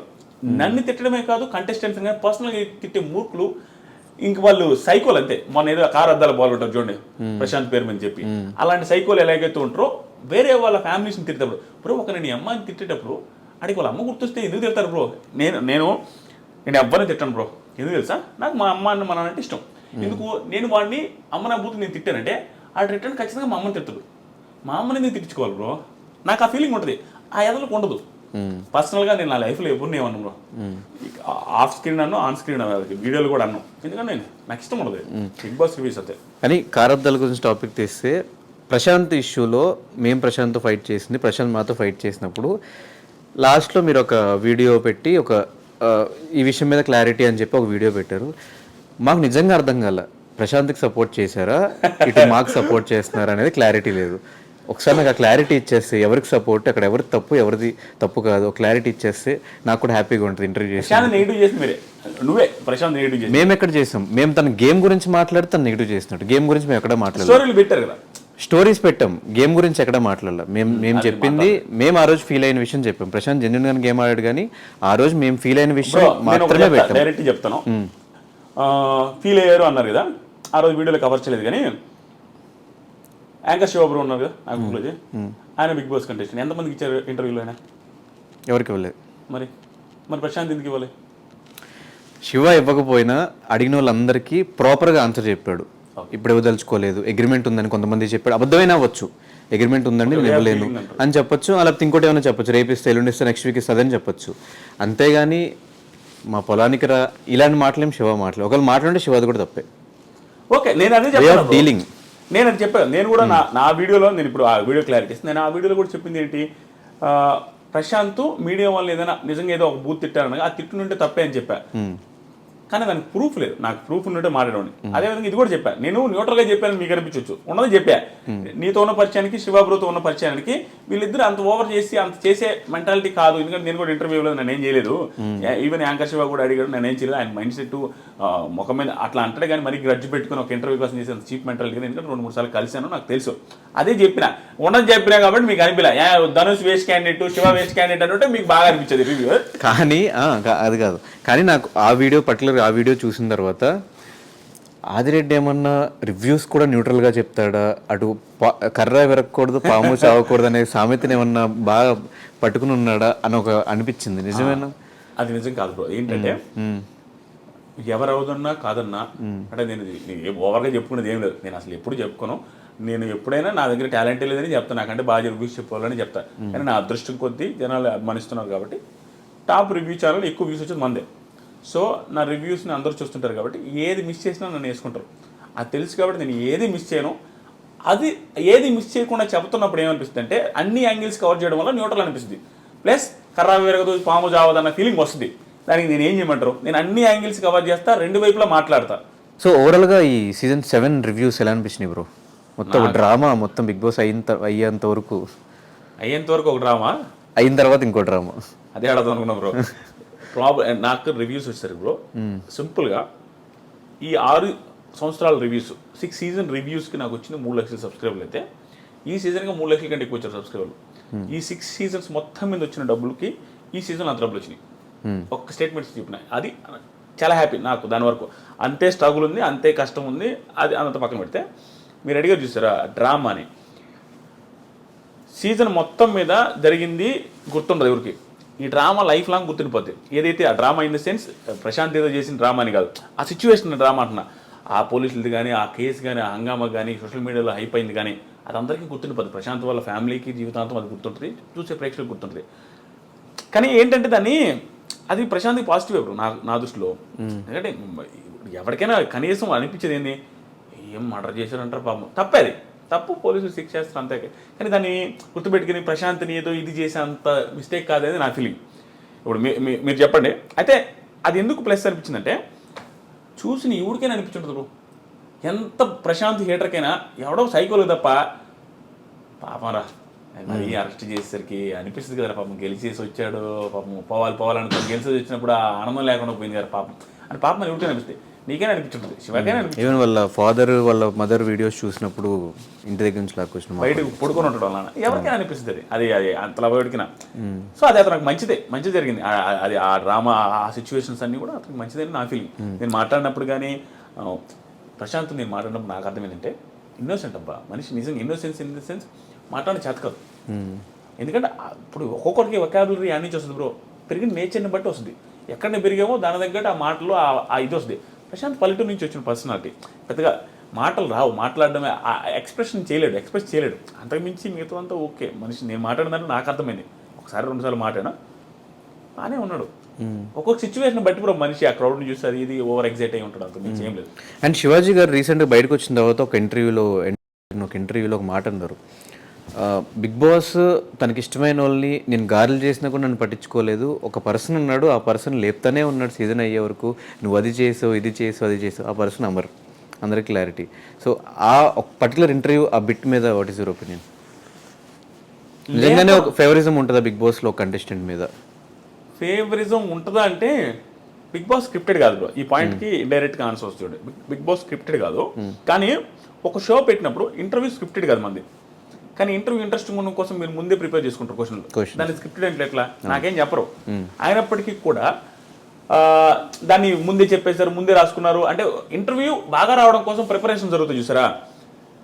దీన్ని ఎలాగైతే ఈ ప్రిపరేషన్ అంటారో ఆ షో బాగుండడం కోసం వాళ్ళకు కొన్ని ప్రిపరేషన్స్ ఉంటాయి. ఎలాంటివి? సో ఏ టైంలో ఏ టాస్క్లు పెట్టాలి, ఎవరి మధ్యలో ఏ గ్రూప్ని ఏ టీంలో వేసేయాలి, అవన్నీ ఆ ప్రిపరేషన్స్ ఉంటాయి. అవి స్క్రిప్టెడ్ అని ఫీల్ అవుతారు జనాలు. అవి స్క్రిప్టెడ్ కాదు, జస్ట్ జనాలకు ఇంట్రెస్టింగ్ ఉండడం కోసం ప్రిపరేషన్. ఆ టైంలో నాకు ఆదిరెడ్డికి ధనుష్కి గొడవ రావాలి అనుకుంటే ఏ టాస్క్ పెడితే వస్తుందో అనేది ప్లాన్ చేస్తారు. అది వర్కౌట్ అవ్వచ్చు అవ్వకపోవచ్చు, ఒక్కోసారి అవుతుంది ఒక్కోసారి అవ్వదు. అలాగే అమర్ని లేపాలి అనుకున్న సిచ్యువేషన్స్ ఉంటాయి, శివాజీ గారిని లేపాలన్న సిచ్యువేషన్స్ ఉంటాయి. ఆ టైంలో అమర్ ఫ్యాన్స్కి శివాజీ గారిని ఏదైనా ఎంత లేపుతున్నారు అని అనిపించుంటుంది. అమర్ని లేపినప్పుడు శివాజీ గారి ఫ్యాన్స్ పల్లవి ప్రశాంత్ ఫ్యాన్స్ కూడా అలాగే అనిపిస్తుంది. చూసే పర్సెప్షన్ మనకు వేరు, కానీ వాళ్ళకి అందరూ ఒకటే. నేను ఇన్ని చెప్పినా అది నమ్మరు. నేను బిగ్ బాస్కి వెళ్ళి వచ్చిన, నన్ను కూడా బిగ్ బాస్ తొక్కి పెట్టి నారదీసి నాకు సార్ తిట్టించారు. కోపం ఉండాలిగా, వాళ్ళ పరిస్థితి నేను అర్థం చేసుకుంటా అంతే. ఎందుకంటే నేను నాకు అర్థమైపోయింది క్లారిటీ, బిగ్ బాస్ మీద క్లారిటీ వచ్చింది బ్రో. వాళ్ళు ఎందుకు ఏది చేస్తారనేది ఒక క్లారిటీ. కానీ జనాలకు అది అవసరం లేదు. వాళ్ళు జడ్జి చేసేది కరెక్టే, వాళ్ళకి అనిపించిన పాయింట్ ఆఫ్ వ్యూ మనకు అక్కడే షోలో చూస్తే అట్ట అనిపిస్తుంది. దీనికి అంత పొగడాలా, దీనికి అంత తిట్టాలా, శివాజీ గారిని అమర్ని 5 వారాలు తిట్టాలా అంటే ఏ యాంగిల్ వాళ్ళు అనుకుంటానే ఉంటారు. కానీ వాళ్ళ యాంగిల్ వేరేగా ఉంటుంది. వాంటెడ్గా వాళ్ళు వాంటెడ్గా చేశారంటే అమర్ లేపాలని చూసారంటే సింపుల్ లాజిక్ బ్రో. చిన్న పాయింట్, ప్రశాంత్ని మెడపట్టుకుని తోసాడు అవునా, ఆ సీన్ కట్ చేస్తే అయిపోలే. అది ఎన్ని సెకండ్లు బ్రో? 5 సెకండ్లు బిట్టు తోసేది. 5 సెకండ్లు బిట్టు తోసేస్తే అది ఎడిటింగ్ లేపేసి ఉంటే అయిపోయేది కదా, లేపలేదే. సో వాళ్ళు కావాలంటే ప్రతి చోట పాజిటివ్ చూపించి ఏ పర్సన్ అయినా, ప్రతి చోట నెగిటివ్ చూపించి ఏ పర్సన్ అయినా కొంచెం ఎడిటింగ్ స్కిల్స్ని చూపించి అట్లా ఏం చేయరు బ్రో. ఇంట్రెస్టింగ్ ఉండడం కోసం ఒక్కోసారి ఆ డ్యూరేషన్ సెట్ చేయడం కోసం అట్ట ఇట్ అవుతుంది తప్ప వాంటెడ్గా చేయరు. ఎవరు గెలిస్తే వాళ్ళకి ఏం పోయేదేం లేదు. మనకు అలా అనిపిస్తుంది, అనిపించడం మనం కూడా చేస్తుంది. నేను కూడా అన్నా చాలాసార్లు వీళ్ళ ఫేవర్ వాళ్ళ ఫేవర్ అని అది అంటా ఉంటారు, కానీ వాళ్ళు చేయరు నాకు తెలిసినంత వరకు. కానీ బయటకు వచ్చాక ఏ ఒక్క కంటెస్టెంట్కి కౌశల్ లాంటి అంత పెద్ద స్టార్ హీరోకి వచ్చినంత క్రేజ్ వచ్చింది ఆ టైంలో. ఈరోజు కౌశల్ ఎక్కడ కనిపించట్లేదు. ఈరోజు సినిమా రిలీజ్ అవుతుంటే ఎంతమంది చూస్తారో తెలియదు, థియేటర్స్ రావట్లేదు, అలాంటి సిచ్యువేషన్కి వచ్చేస్తున్నారు అందరూ. ఈ బిగ్ బాస్ నుంచి బయటకు వచ్చాక ఫేమ్ ఎందుకు నిలబెట్టుకోలేకపోతున్నారు కంటెస్టెంట్స్? నాకు అనిపించింది జెన్యూన్గా చెప్పండి బ్రో, చెబితే ఓవర్ అనుకుంటారేమో. అందరూ చేస్తున్నది, అందరు కాదు 90% బిగ్ బాస్ కంటెస్టెంట్స్ బయటకు వచ్చిన చేస్తుంది. వాళ్ళు ఓవర్ థింక్ చేసుకుంటున్నారు. Over think in the sense వాళ్ళని ఓవర్ పొజిషన్లో చూసుకుంటున్నారు. వాళ్ళు నేను ఇంక ఇది కాదు వేరే అనే ఫీలింగ్లోకి వస్తున్నారు. అంటే ఎగ్జాంపుల్, సీరియల్ వెళ్ళేటప్పుడు సీరియల్ యాక్టర్ రాగానే సినిమా యాక్టర్ అవ్వాలనుకుంటారు. సీరియల్ ఓన్లీ సినిమాలు చేద్దాం ఆ యాంగిల్ థింక్ చేస్తున్నారు ఎక్కువ మంది. దానివల్ల సీరియల్కి దూరం అయిపోతారు. సినిమాలు ఒకటే వస్తాయి, ఇంకా అతను తాగిపోతాయి. సీరియల్కి రావాలంటే నామోషి తక్కువ, నామోషి ఉంటుంది. ఒకవేళ సీరియల్కి వచ్చినా కూడా కొంచెం ఓవర్ పాపులారిటీ ఏంది, ఇప్పుడు సీరియల్లో చూస్తే ఎట్లా ఉంటుందో కొంచెం దానికి సరిపోడేమో అనే ఫీలింగ్ వస్తుంది వీళ్ళకి. ప్లస్ రెమ్యూనరేషన్ వాళ్ళు యాక్సెప్ట్ చేయలేరు, ఎందుకంటే సినిమాలు చేసి వచ్చిన వాళ్ళు మళ్ళీ సీరియల్ చేయలేరు. అలా నువ్వు చేసింది నువ్వు ఏదైతే అంతకుముందు చేస్తున్నావో అది చేస్తే నీకు ఓవర్. ఇప్పుడు అమెరికాలో చేస్తే జాబ్ ఎలా ఉంటుంది, ఇండియాలో చేస్తే జాబ్ ఎలా ఉంటుంది. అమెరికాలో 10 లక్షలు వచ్చిన ఒకటే, ఇండియాలో 2 లక్షలు వచ్చిన ఒకటే, 1 లక్ష వచ్చిన ఒకటే. సో ఇక్కడే ఉంటుంది కదా. ఇప్పుడు ఊళ్ళో వాళ్ళు పొగుడుతుంటారు, రెస్పెక్ట్ ఎక్కువ ఉంటుంది. అదే సీరియల్లో యాక్టింగ్ చేసేవాడు వెళ్ళేసి వచ్చి మళ్ళీ సీరియల్ చేస్తే బీభత్సమైన రెస్పెక్ట్ ఉంటుంది. తోపు. ఇప్పుడు మానస్ ఏమైంది, టాప్. మానసు ఇప్పుడు భయంకరమైన టాప్ కదా ఇప్పుడు బ్రహ్మముడితో. సో అలా వస్తుంది. కానీ వేరే రకంగా థింక్ చేస్తారు. ఇప్పుడు ఎగ్జాంపుల్కి నా కెరీర్ బాగుందా లేదా, బిగ్ బాస్ ముందు, బిగ్ బాస్ తర్వాత ఇంకెక్కువ సంపాదిస్తాను, సబ్స్క్రైబర్లు వచ్చారు. ఇప్పుడు బయటకు వచ్చిన తర్వాత కానీ ఎంత బాగుంది. ఎందుకుంది, నేను వచ్చిన తర్వాత ఏం చేసిన రివ్యూస్, బిగ్ బాస్ రివ్యూస్. అంతకుముందు ఏం చేసిన బిగ్ బాస్ రివ్యూస్. భయపడి రివ్యూస్ చేస్తే తిడతారనో, రివ్యూస్ చేస్తే ఏమంటారు అనేది ఏం లేదు. నా కెరీర్ మళ్ళీ అదే చేశాను కాబట్టి సక్సెస్ అయినా. సో నాకు అనిపించింది వాళ్ళు ఓవర్గా థింక్ చేసుకుని చాలా మంది ఇది కాదు ఇంకొకటి చేద్దాం అనేసి వెళ్ళిపోయి అది ఏది కాకుండా అవుతున్నారని నాకు అనిపిస్తుంది బ్రో నిజంగా. కానీ సీజన్ 7 బజ్ ఎందుకు చేయను అన్నారు మీ దాకా వచ్చినప్పుడు? నా దాకా డైరెక్ట్గా రాలేదు, ఇండైరెక్ట్గా వచ్చింది. ఇండైరెక్ట్గా అంటే నేను ఒప్పుకోననే ఫీలింగ్ వాళ్ళకి ఉండింది. ఎందుకంటే నేను రెస్పెక్ట్తోనే చెప్తాను. నాకు హ్యూజ్ రెస్పెక్ట్ వాళ్ళు టీం మీద. నేను భయంకర రెస్పెక్ట్తో మాట్లాడతా వాళ్ళతో అందరితో. ఎందుకంటే అక్కడ నాది తెలిసిందే బ్రో, లాస్ట్ టైం రివ్యూస్ చేయాలి. మళ్ళీ ఈ సంవత్సరం వాళ్ళు రివ్యూస్ చేయొద్దంటారు. బిగ్ బాస్ బజ్ చేస్తే రివ్యూస్ చేయకూడదు. సో 2 సంవత్సరాలు రివ్యూస్ చేయకపోతే మీకు తెలుసు యూట్యూబర్గా ఎత్తిపోద్ది ఛానల్ మొత్తం. ఇంకా ఎంత చేసినా వ్యూస్ రావు. అలాంటప్పుడు అదొకటి. ఇంకొక రీజన్ ఏంటంటే 2 సంవత్సరాలు రివ్యూస్ చేయకపోవడం వల్ల మనకు రివ్యూస్ అంటేనే ఇష్టం. నేను ఇందాక చెప్పిన వచ్చిన తర్వాత నువ్వు ఏదైతే చేయాలనుకుంటో అదే చేస్తే సక్సెస్ అవుతావు. నువ్వు ఈ స్థాయి పెరగాలనేసి చూసావు అనుకో, బిగ్ బాస్కి వచ్చిన వాళ్ళకి చాలా మందికి అవ్వదు, కొంతమందికి అవుద్ది, చాలా మందికి అవ్వదు. అది కూడా థింక్ చేసుకుని ఏది చేస్తానో అదే చేస్తే లైఫ్ బాగుంటుంది అనేసి అదే చేసుకున్నాను. నేను ఎక్కువ చేయట్లా. దానికి రీజన్ కూడా ఉంది బ్రో, నేను చెప్పేస్తాను అనిపించింది. దానికి రీజన్ ఏంటంటే నేను ఏందో చెప్పినట్టుగా హ్యూజ్ ప్రాబ్లమ్స్ చూసాను నేను. చూడండి, ప్రాబ్లమ్స్ కాదు, ఫ్యామిలీ స్ట్రగుల్ అయ్యేది కళ్ళ ముందు నేను చూసాను మొత్తం. మా అక్క పెళ్లి కావాలంటే 1.5 లక్ష కోసం చెట్టు గారికి ఒక ఇల్లు అమ్మేసాం మేము. నేషనల్ హైవేలో ఉన్న ఇల్లు అమ్మేసాం 1,75,000కి. పెళ్ళి అవ్వాలంటే ఇల్లు అమ్మాల, నేను చదవాలంటే 1 ఎకరం అమ్మాల, బ్యానీ అమ్మాల. అలాంటి సిచ్యువేషన్ చూసా. ఏది కావాలని ఒకటి అమ్మితే వచ్చింది నాకు. అట్లాంటి సిచ్యువేషన్ చూసి వచ్చినండి. ఒక పీక్ ప్రాబ్లమ్ చూసి వచ్చిన పర్సన్, ఫ్యామిలీ బాధ్యతలన్నీ భుజాన వేసుకున్న పర్సన్ ఏం చేస్తాడు వచ్చిన తర్వాత కెరీర్ మీద చాలా ఫోకస్గా ఉంటుంది. ఎందుకంటే నేను మళ్ళీ వెనక్కి వెళ్ళి ఫ్యామిలీని స్ట్రగుల్లో తోయాలని నాకు అసలు లేదు. కాబట్టి ఎక్స్ట్రా చేయకుండా మళ్ళీ రివ్యూస్ చేసుకున్నావు. బజ్కి వస్తే మళ్ళీ రివ్యూస్ పోతే ఇంటి దేకపోతే బజ్లో వాళ్ళు అడిగిన క్వశ్చన్ అడుగుతావు. నువ్వు నెగిటివ్ అయితే, నీ పర్సెప్షన్ ఉంటే, నీ టాలెంట్ మీద నువ్వు ఉంటే అది వేరేగా ఉండొచ్చు. వేరే వాళ్ళ క్వశ్చన్స్ నువ్వు అడిగితే దానికి నువ్వు జస్టిఫికేషన్ ఇవ్వలేకపోతే, నువ్వు నెగిటివ్ వేస్తే నీ కెరీర్ స్పాయిల్ అయితే నీ ఫ్యామిలీ నువ్వు చూస్తుడు. నేను ఆ ఫ్యామిలీ విషయంలో మాత్రం ఎక్కడ ఆయనకు అడిగాను బ్రో. నేను అనుకుంటే ఆ ఫ్యామిలీని మళ్ళీ ఆ స్థాయికి వెళ్ళకూడదు, నేను మళ్ళీ వెనక్కి వెళ్ళకూడదు. అలాగే కెరీర్ ప్లాన్ చేసుకున్నాం. అది కూడా ఒక రీజన్. ఇంకో రీజన్ కూడా అనిపించింది నాకు, మేబీ బజ్కి తక్కువ డబ్బులు వస్తాయి, రివ్యూస్ చెప్పుకుంటే ఇంకెక్కువ డబ్బులు వస్తాయి. అది కూడా రీజన్. అది మెయిన్ రీజన్ కాదు, డబ్బులు పెద్ద పట్టించుకుందని ఇది. అది కూడా మెయిన్ రీజనేలే. ఎందుకంటే ఫ్యామిలీ గురించి ఆలోచించాను. మళ్ళీ వెనక్కి వెళ్తామేమో, లేదు ఓవర్ యాక్షన్ చేసి మనకి సెట్ కాకపోవచ్చు బజ్జు. ఓవర్ యాక్షన్ ఎందుకు చేసుకుని లైఫ్ స్పాయిల్ చేసుకుని నాకు ఆ రోజులు గుర్తు చేసుకుని భయం, బాధ భయం వేస్తుంది బ్రో. ఏంది బ్రో అసలు. నేను చెప్తాను, నేను చెప్తే నాకు ఒకసారి అనిపిస్తుంది, నేను ఫిష్ తిను, ప్రాన్స్ తిను, మటన్ తిను. నాకు తెలియదు, ఎందుకంటే చిన్నప్పుడు తెచ్చేది మా ఇంట్లో, నిజంగా తెచ్చేది. ఫిష్, ప్రాన్స్, మటను మా ఇంట్లో ఎక్కువ తేరు. ఎక్కువగా అసలు తెచ్చినట్టు నాకు అసలు గుర్తులేదు. కాబట్టి నాకు అది అలవాట్లేదు, ఆ టేస్ట్ తెలియదు. కాబట్టి మటన్ స్మెల్ అంటే అమ్మ అది కంపురా అంట. ఎందుకంటే నాకు పడదు. ఎందుకంటే చిన్నప్పుడు తిని అలవాటు అయితే అది మనకు అలవాటు అవుతుంది. ఆ పొజిషన్ నుంచి వచ్చి ఏదైనా మనకి రావాలంటే చాలా కష్టపడి రోజులేదు. కానీ నేనైతే బిల్డప్పే. ఆ రోజు ఖర్చు పెట్టేవాడిని ఓవర్గా, గాలిగా. కానీ నా దగ్గర మా ఇంట్లో వాళ్ళ దగ్గర లేదు, పీడించుకొని ఖర్చు పెట్టేది. కానీ ఈరోజు ఆ ప్రాబ్లమ్స్ మళ్ళీ చూడాలంటే భయం. అందుకే చాలా జాగ్రత్తగా ఉంటాం బ్రో, భయంగా ఉంటాం. రెవెన్యూ ఇప్పుడున్న యూట్యూబర్స్ అందరికంటే, రివ్యూస్ ఇచ్చే అందరికంటే మీకే ఎక్కువ రెవెన్యూ వస్తుంది. అండ్ అందరూ మీ రివ్యూస్ ఎక్కువ మంది చూస్తున్నారు మిగతా వాళ్ళతో కంపేర్ చేసి, వ్యూవర్షిప్ పరంగా కానీ మిగతా అంతా. ఇదన్నిటికీ రీజన్ ఏంటి? బిగ్ బాస్కి వెళ్ళి రావడమా? అంతే బ్రో, అది మెయిన్ రీజన్ అయ్యి ఉండొచ్చు. కానీ అంతకుముందు కూడా నాకు ఎక్కువ పోయాయి బాగానే. బిగ్ బాస్కి వెళ్ళి రావడం వల్ల ఫ్యామిలీ ఆడియన్స్ కనెక్ట్ ఇంకొంచెం వస్తున్నాయి.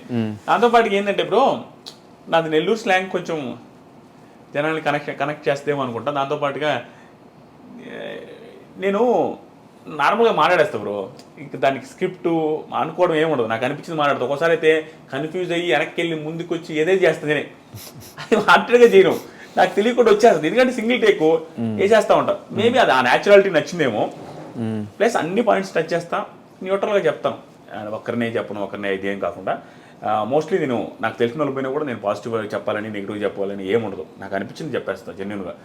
దానికోటి ఫ్యామిలీ ఆడియన్స్ బిగ్ బాస్ వల్ల కనెక్ట్ అయి ఉన్నారు కాబట్టి దేవుడి దేవల్ల బిగ్ బాస్కి వెళ్ళి కూడా నెగిటివ్ కాకుండా వెరీ పాజిటివ్ బయటకు రావడం వల్ల జనాలకి నా క్యారెక్టర్ కూడా నచ్చింది చాలా మందికి బిగ్ బాస్ హౌస్లో. ఎందుకంటే నేను అంతకుముందు ఎవరికి తెలియదు బ్రో, నేను ఎలా ఉంటానో తెలియదు. అక్కడికి వెళ్ళిన తర్వాత ఇంత ఒబీడియంట్గా ఉన్నాడు, ఇంత సైలెంట్గా ఉన్నాడు మనిషి. మనం అనుకున్న దానికంటే రివ్యూస్లో చూసి జడ్జ్ చేస్తాం కానీ మనోడిని అన్నాడు అది ఇదని, మనిషి బాగానే ఉన్నాడు కదా, మంచిగా ఉన్నాడు, బాగా ఆడాడు అనే ఫీలింగ్ ఉంది. అది ఆ పాజిటివ్ కూడా నాకు వర్కౌట్ అయింది. దానివల్ల రివ్యూస్ బీభత్సం.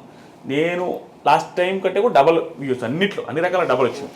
కానీ సీజన్ 5, 4, 3 అండ్ నాన్ స్టాప్ వీటిలన్నిటికీ మీరు రివ్యూస్ ఇచ్చినప్పుడు మీకు వచ్చిన రెమ్యూనరేషన్ యూట్యూబ్ నుంచి ఎక్కువ, కానీ బిగ్ బాస్ హౌస్కి వెళ్ళి వచ్చినా కూడా బిగ్ బాస్ నుంచి వచ్చిన రెమ్యూనరేషన్ చాలా తక్కువ.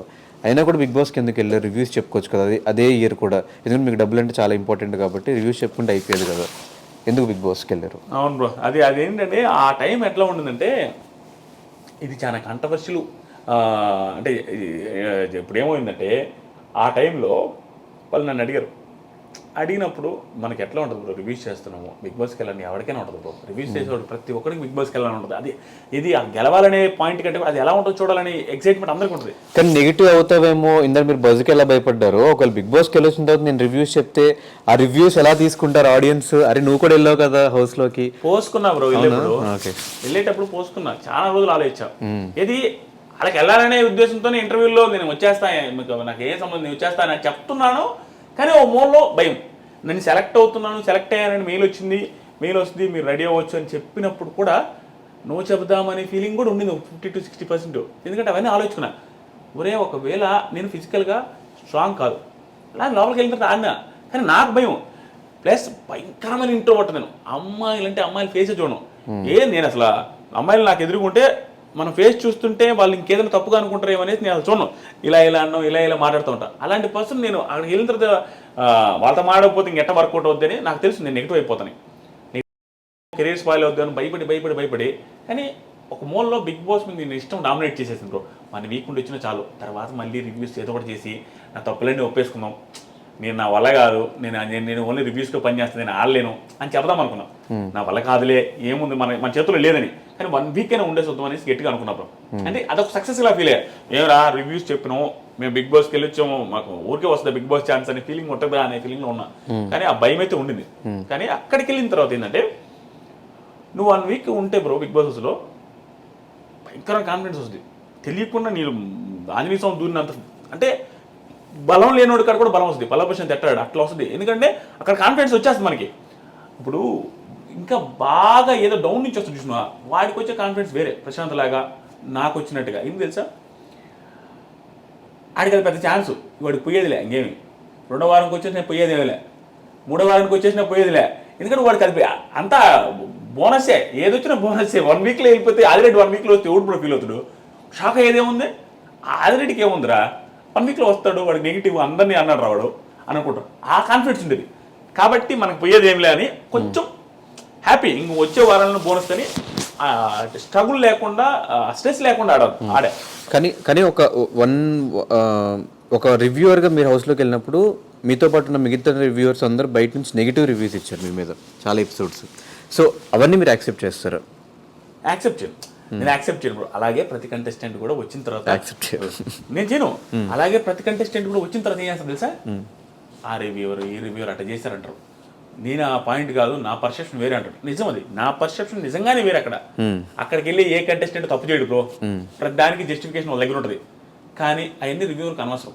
అలాగే నేను రివ్యూస్ చేసేటప్పుడు కూడా అంతే, అలాగే నన్ను అనేటప్పుడు రివ్యూవర్ సిస్టమ్ కూడా అదే. ఏం తప్పు పట్టను, నిజంగా నాకు ఎవరైతే నెగిటివ్ చెప్పారో, ఎవరైతే నెగిటివ్ అన్నారో వాళ్ళ ఒపీనియన్ చెప్పారో నేను రెస్పెక్ట్ చేస్తాను. ఎందుకంటే నేను అదే చెప్పింది అందరి మీద. సో ఆ కంటెస్టెంట్స్కి మాత్రం నిజంగా అలా అనిపిస్తుంది. నేను కంటెస్టెంట్కి ఏమనుకుంటా, ఆ పాయింట్లో నెగిటివ్ చేశారా వీళ్ళు, ఆ పాయింట్లో నేను అందుకు కదా, ఆ రీజన్ వేరే ఉంది కదా, దానివల్ల కదా నేను ఆ రోజు అట్లా చేసింది అని నాకు జస్టిఫికేషన్ ఉంటుంది. కానీ అది వాళ్ళకి అనవసరం, చూసిందే చెప్తారు.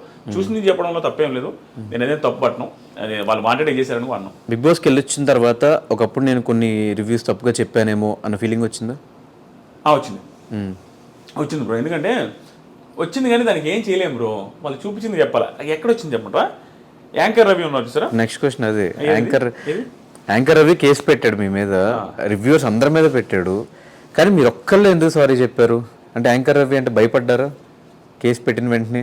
భయం ఏం కాదు బ్రో. ఎట్లా ఉంటుంది అంటే, నేను ఇందాక చెప్పిందే, ప్రతి ఒక్కటి ఫ్యామిలీ రిలేటెడ్ ఉంటుంది నా ఆలోచనలని. మా వైఫ్ కూడా ఫీల్ అయింది సారీ చెప్పినందుకు. ఎందుకు సారీ చెప్పడాలో నువ్వేం తప్పు చేయలేదు కదా. అంటే వైఫ్ ఉంటుంది కదా బ్రో, మనం తక్కువ చేసుకొని మనం దిగి చెప్పాలంటే వాళ్ళ ఫీలింగ్ ఉంటుంది. నేనేమంటానంటే మన ఫ్యామిలీ ఉంది బ్రో, ఫ్యామిలీని ఎందుకు బాధ పెట్టాలా అంటే పోయేదేముంది సారీ చెప్తే. దట్టు నేను ఫ్యామిలీకి ఎంత గౌరవిస్తానో అలాగే ఆ పర్సన్ నాకు రవి అన్న కానీ వాళ్ళ వైఫ్ ఆవిడ మేడం కానీ చేసినప్పుడు ఏమన్నారు, మా ఇంటి వాళ్ళు బాధపడ్డారు మీరు కొన్ని మాటలకి అన్నారు. నేనేం అనిందేమిలే, బాధపడేంత మాట కానీ వాళ్ళు బాధపడ్డప్పుడు మనం సారీ చెప్తే అన్న సారీ అన్న అంత హట్ అయ్యారా మీరు అని అట్లా చెప్పా. తర్వాత స్టోరీ పెడితే బాగుంటుంది, మనం ఎన్ని చేద్దామంటే స్టోరీ పెట్టా. అంతకుమించి భయము గీమని కాదు, ఇక్కడతో ఎన్ని చేద్దాం ఎందుకు ఫ్యామిలీ స్ట్రగుల్ అవ్వడం అనే ఫీలింగ్తో ఎండ్ చేశా. కానీ బిగ్ బాస్కి వెళ్ళేసి వచ్చిన తర్వాత యాంకర్ రవి ఉన్నారు చూసారా, ఆయన పర్సెప్షన్ నాకు అర్థమైంది. ఇప్పుడు సారీ ఫీల్ అయ్యా, వెళ్ళొచ్చిన తర్వాత నేను మనసులో సారీ ఫీల్ అయ్యా, ఆయనతో డైరెక్ట్గా ఎప్పుడు చెప్పలే. కానీ నేనేం తప్పు చేసింది ఏమిలే రివ్యూస్లో, కానీ నాకు తెలియదు ఏం జరిగిందంటే చిన్నది బ్రో, కొంచెం లెంత్ అయినా జనాలకు అర్థమయ్యేది ఇది. అక్కడ ఏమైందంటే ఆ రోజు ఇష్యూ యాంకర్ రవి వాళ్ళ ఇష్యూ ఏమైందంటే ఆయనది ఒక టాస్క్లో టీషర్ట్లు వేసుకొని సన్నీ, యాంకర్ రవి, మానసు వీళ్ళు టీషర్ట్లు వేసుకుంటా ఉండాలి స్విమ్మింగ్ పూల్కి. ఆ టాస్క్లో రవి యాంకర్ రవి అన్న సంచాలకు ఆయనకి లోపల ఏదో చెప్పాడంట బిగ్ బాస్ రూలు మార్చి, అది మనకు టెలికాస్ట్ చేయలే. అది మనకు రివ్యూవర్స్ రవి కావాలని సన్నీని ఓడించాలని ఇటు చేశాడు, కన్నింగ్ ఫెలో కన్నింగ్ చేశారు అట్ట ఇట్ అనేసి రివ్యూస్ నెగిటివ్ చేసాం. కానీ ఆయనకి బాధ అనిపించింది ఎక్కడ తెలుసా, ఆయనకి రియాలిటీ తెలుసు లోపల ఏం జరిగిందో. ఈ నాయలకి ఏం తెలుసు అని లోపల అంత జరిగితే వీళ్ళు అంత మాట అంటారు అనేసి ఆయన హట్ అయ్యిండు, అందుకు కేసు పెట్టాడు main one of the reasons. కానీ మాకు కాలింది, మేము ఆడు చూపించింది కదా చెప్పినవని. కానీ నేను వెళ్ళిన తర్వాత నాకు అర్థమైంది అంటే నిజంగానే బిగ్ బాస్ లోపలికి పిలిచినప్పుడు టాస్క్ ఎక్స్ప్లెయిన్ చేసేటప్పుడు అది రెడ్డి అర్థమైందా అనగానే బిగ్ బాస్ ఇది అర్థం కలదాం అనుకోండి, ఆ కంటైనర్లో నీళ్ళు నింపిన తర్వాత ఇలా చేయాలని ఏదో చెప్తారు ఎక్స్ట్రాది, అది మనకు చూపిరు. మీకు అర్థమైంది నా పాయింట్, నువ్వు అడిగితే ఏదో చెప్తారైనా రిజల్యూషన్ చెప్తున్నా ఇట్లా చేయాలి అది చేయని, అది మనకు చూపిరు. అప్పుడు 1 hour ఉండింది, 24/7 కూడా చూపిరు, కొన్ని 24/7 అసలు కన్ఫెషన్ అవుతూ చూపిరు. అప్పుడు మనం ఏం చేస్తుంది తెలుసా, నెగిటివ్ అనుకుంటారు. అది నాకు అక్కడికి అర్థమైంది. యాంకర్ రవి బ్రో కూడా బయటకు వచ్చిన తర్వాత చెప్పాడు, నాకు వేరే చెప్పారా అక్కడ కన్ఫెషన్లో వీళ్ళకి అది తెలియదని. అప్పుడు అనిపించింది ఓహో నిజమే మనకి చెప్పినట్టే, అక్కడ హౌస్లో అనిపించింది నిజమే కదా, ఆయనకు కూడా ఆ రోజు ఈ రూల్స్ ఏం చెప్పుంటాడేమో, ఆయన చెప్పి నిజంగానే చెప్పుంటారేమో, మనం తప్పుగా అనుకుంటామని. తప్పదు కదా, మనం చూసే చెప్తాం. బట్ ఎవరి యాంగిల్ వాళ్ళది బ్రో, వాళ్ళకి అలా బాధపడడం తప్పులేదు, మనం ఇక్కడ చెప్పింది కూడా తప్పులేదు, జరిగిపోతూ ఉంటుంది. ఆదిరెడ్డికి పొలిటికల్ సపోర్ట్ ఉందా? హౌస్లో కూడా చాలాసార్లు విన్నాము, బయటకు వచ్చాక కూడా వైఎస్ఆర్సీపీకి సపోర్ట్ అని కొన్ని వీడియోస్లో చూశాను, ట్విట్టర్లో పోస్ట్ చేయడం, ట్వీట్ చేయడం. ఏం ట్వీట్ చేశాను? Happy birthday YS Jaganmohan Reddy గారు అని. ఊరి అమ్మ నువ్వు కూడా పడుకున్నావు బ్రో, ఎంత కామెడీ అంటే రెడ్డి ఏమన్నా అదేమన్నా అదే బ్రో కాలద్దు. నాకు ఏముందంటే జనాలు కొంతమంది చూస్తే ఎంత ఆశ్చర్యంగా అనిపిస్తుంది తెలుసా, అంటే ఒకరికి ఒక అంటే ఆ రైట్ కూడా ఉండదా, ఒకటి విష్ చేయకూడదు, ముఖ్యమంత్రికి విష్ చేయకూడదా? స్టన్ అవుతావు, నీకు నేను స్క్రీన్ షాట్ పంపిస్తా, నువ్వు స్క్రీన్ మీద వేయాల. చంద్రబాబు నాయుడు గారు ఉన్నారు కదా, ఆయన ప్రతిపక్షంలో ఉన్నప్పుడు చంద్రబాబు గారికి నేను హ్యాపీ బర్త్డే సార్ అని పెట్టా. ప్రతిపక్షంలో ఉన్నారు ఆయన, అధికార పక్షంలో కూడా లేరు. మొన్నే లాస్ట్ ఇయర్ అనుకుంటా, సార్ హ్యాపీ బర్త్డే సార్ అని పెడితే చంద్రబాబు నాయుడు గారు నాకు రిప్లై ఇచ్చారు, బ్లూటిక్ ఉండడం వల్ల నా అదృష్టం కొద్దీ. నేను మా ఊర్లో ఏనాడు పేపర్లు కూడా వేశారు, మా విలేకరులు చేసి అమ్మ నీకు చంద్రబాబు గారు ఇచ్చారని. టీడీపీ కూడా ఫోన్ చేశారు, మా పెద్ద ఆయన మీకు ఇచ్చారని. టీడీపీకి ట్వీట్ వేసినప్పుడు చంద్రబాబు గారికి జగన్కి సీఎం అయితే చేయమా బ్రో, జగన్ గారికి చేయమా? నాకు మొన్న జగన్ గారు హ్యాపీ బర్త్డే సార్ అని పెట్టా, పెడితే కింద నువ్వు కులపిచ్చిరా, నువ్వు వైసీపీ రాండ్రో.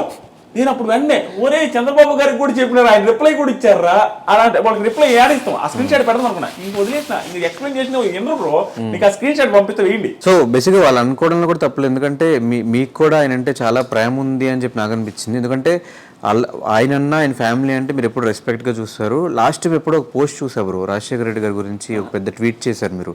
ఆ ట్వీట్ చేసిన తర్వాత నాకు అనిపించింది ఎందుకు లేబురా పొలిటికల్ అన్ని తొగుతూ ఉంటుంది, ఆ పొలిటిక్స్ మీద వాటి జోలికి పోదలుచుకోవట్లే. అంటే కొన్ని ట్వీట్స్ మీరు చేస్తున్నారు కాబట్టి చెప్తాం బ్రో, దాని గురించి వచ్చేద్దాం బ్రో. అదేంటంటే దానికి ఒకటే రీజన్ బ్రో, నేను భయంకరంగా గ్రాటిట్యూడ్ చూపిస్తాను మనిషికి. నాకు ఇంత హెల్ప్ చేస్తే ఇక్కడ పెట్టేసుకుంటాను, నేను అంత గ్రాటిట్యూడ్ హార్ట్ఫుల్గా ఉంటాను. ఎట్లా ఉంటారు, నాకు చిన్న హెల్ప్ చేసిన వాళ్ళందరూ నా పక్కన ఇప్పటికే ఉన్నారు, వాళ్ళందరికీ నేను బాగా చూసుకుంటాను ఉంటాను. నా చిన్న హెల్ప్ చేసిన వాళ్ళు నా పక్క నుంచి ఇంతవరకు ఎవరు పోలా, అందరూ నాతోనే ఉంటారు, వాళ్ళ కెరీర్ సెటిల్ చేసేదాకా నేను చూసుకుంటాను. అంత గ్రాటిట్యూడ్ చూపిస్తాం మనిషి మీద. నాకు రాజశేఖర రెడ్డి గారు అంటే భయంకరమైన ఇష్టం, హ్యూజ్ రెస్పెక్ట్. ఇంకా నాకు ఆయన తిట్టుకొని ఆయన ఏమన్నా అనుకొని ఆయన ఇట్లా ఎవరు ఏమన్నా కూడా నాకు సంబంధం లేదు, నాకు ఇష్టం. ఎందుకంటే దీనికి కూడా రెడ్డి కాబట్టి అని వాళ్ళు అంటారు. ఇక వాళ్ళు అనుకునే వాళ్ళు నేను ఏం అనుకోలేను. నాకు ఎందుకు ఇష్టం అంటే మళ్ళీ పాయింట్ నా ఫ్యామిలీ, నా బ్యాక్గ్రౌండే. డిగ్రీ చదువుతూ ఉన్నాను బ్రో.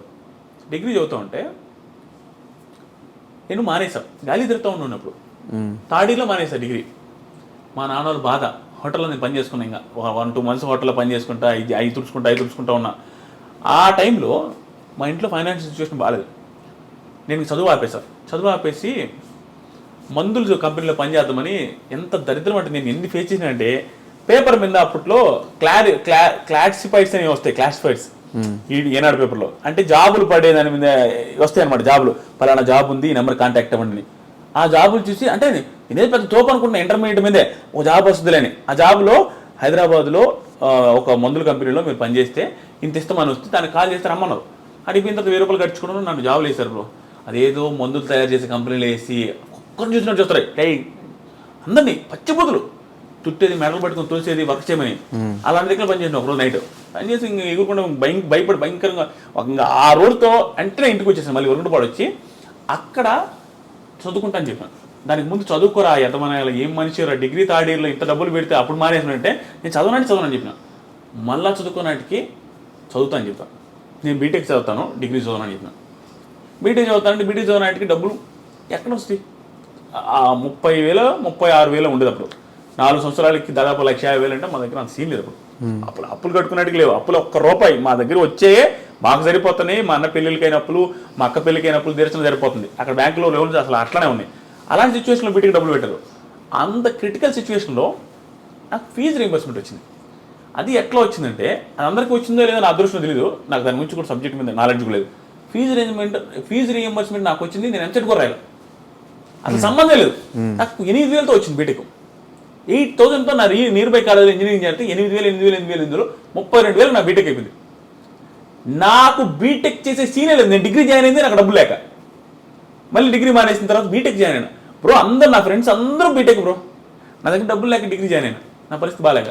అలాంటి వాడికి బీటెక్ ఎలక్ట్రికల్ ఇంజనీరింగ్ ఫినిష్ అయింది ఫ్రీగా 32,000. నాకు గ్రాటిట్యూడ్ ఉంది బ్రో. అది నీ డబ్బేరా, ఉడాలనాయాలా, నువ్వు ట్యాక్సులు కట్టట్లేదా, మీ వాళ్ళు నువ్వు కూడా ఇట్లా మాట్లాడుతావు అనొచ్చు. నా డబ్బులే అయినా కూడా నాకు ఆయన నుంచి ఆ ఆపద టైంలో వచ్చింది అనే ఫీలింగ్ వచ్చింది. ఆ ఫీజు రీయింబర్స్మెంట్ వచ్చింది కాబట్టి నాకు ఆ గ్రాటిట్యూడ్ ఉంది. ఇంకా పొలిటికల్గా ఆయన గెలవాలి, ఈయన గెలవాలి అట్లాంటి ఏం లేదు.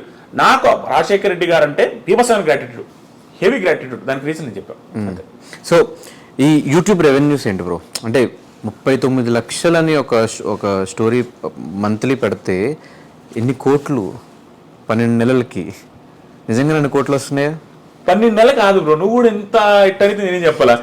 నాకు వచ్చేది 3 నెలలు బ్రో.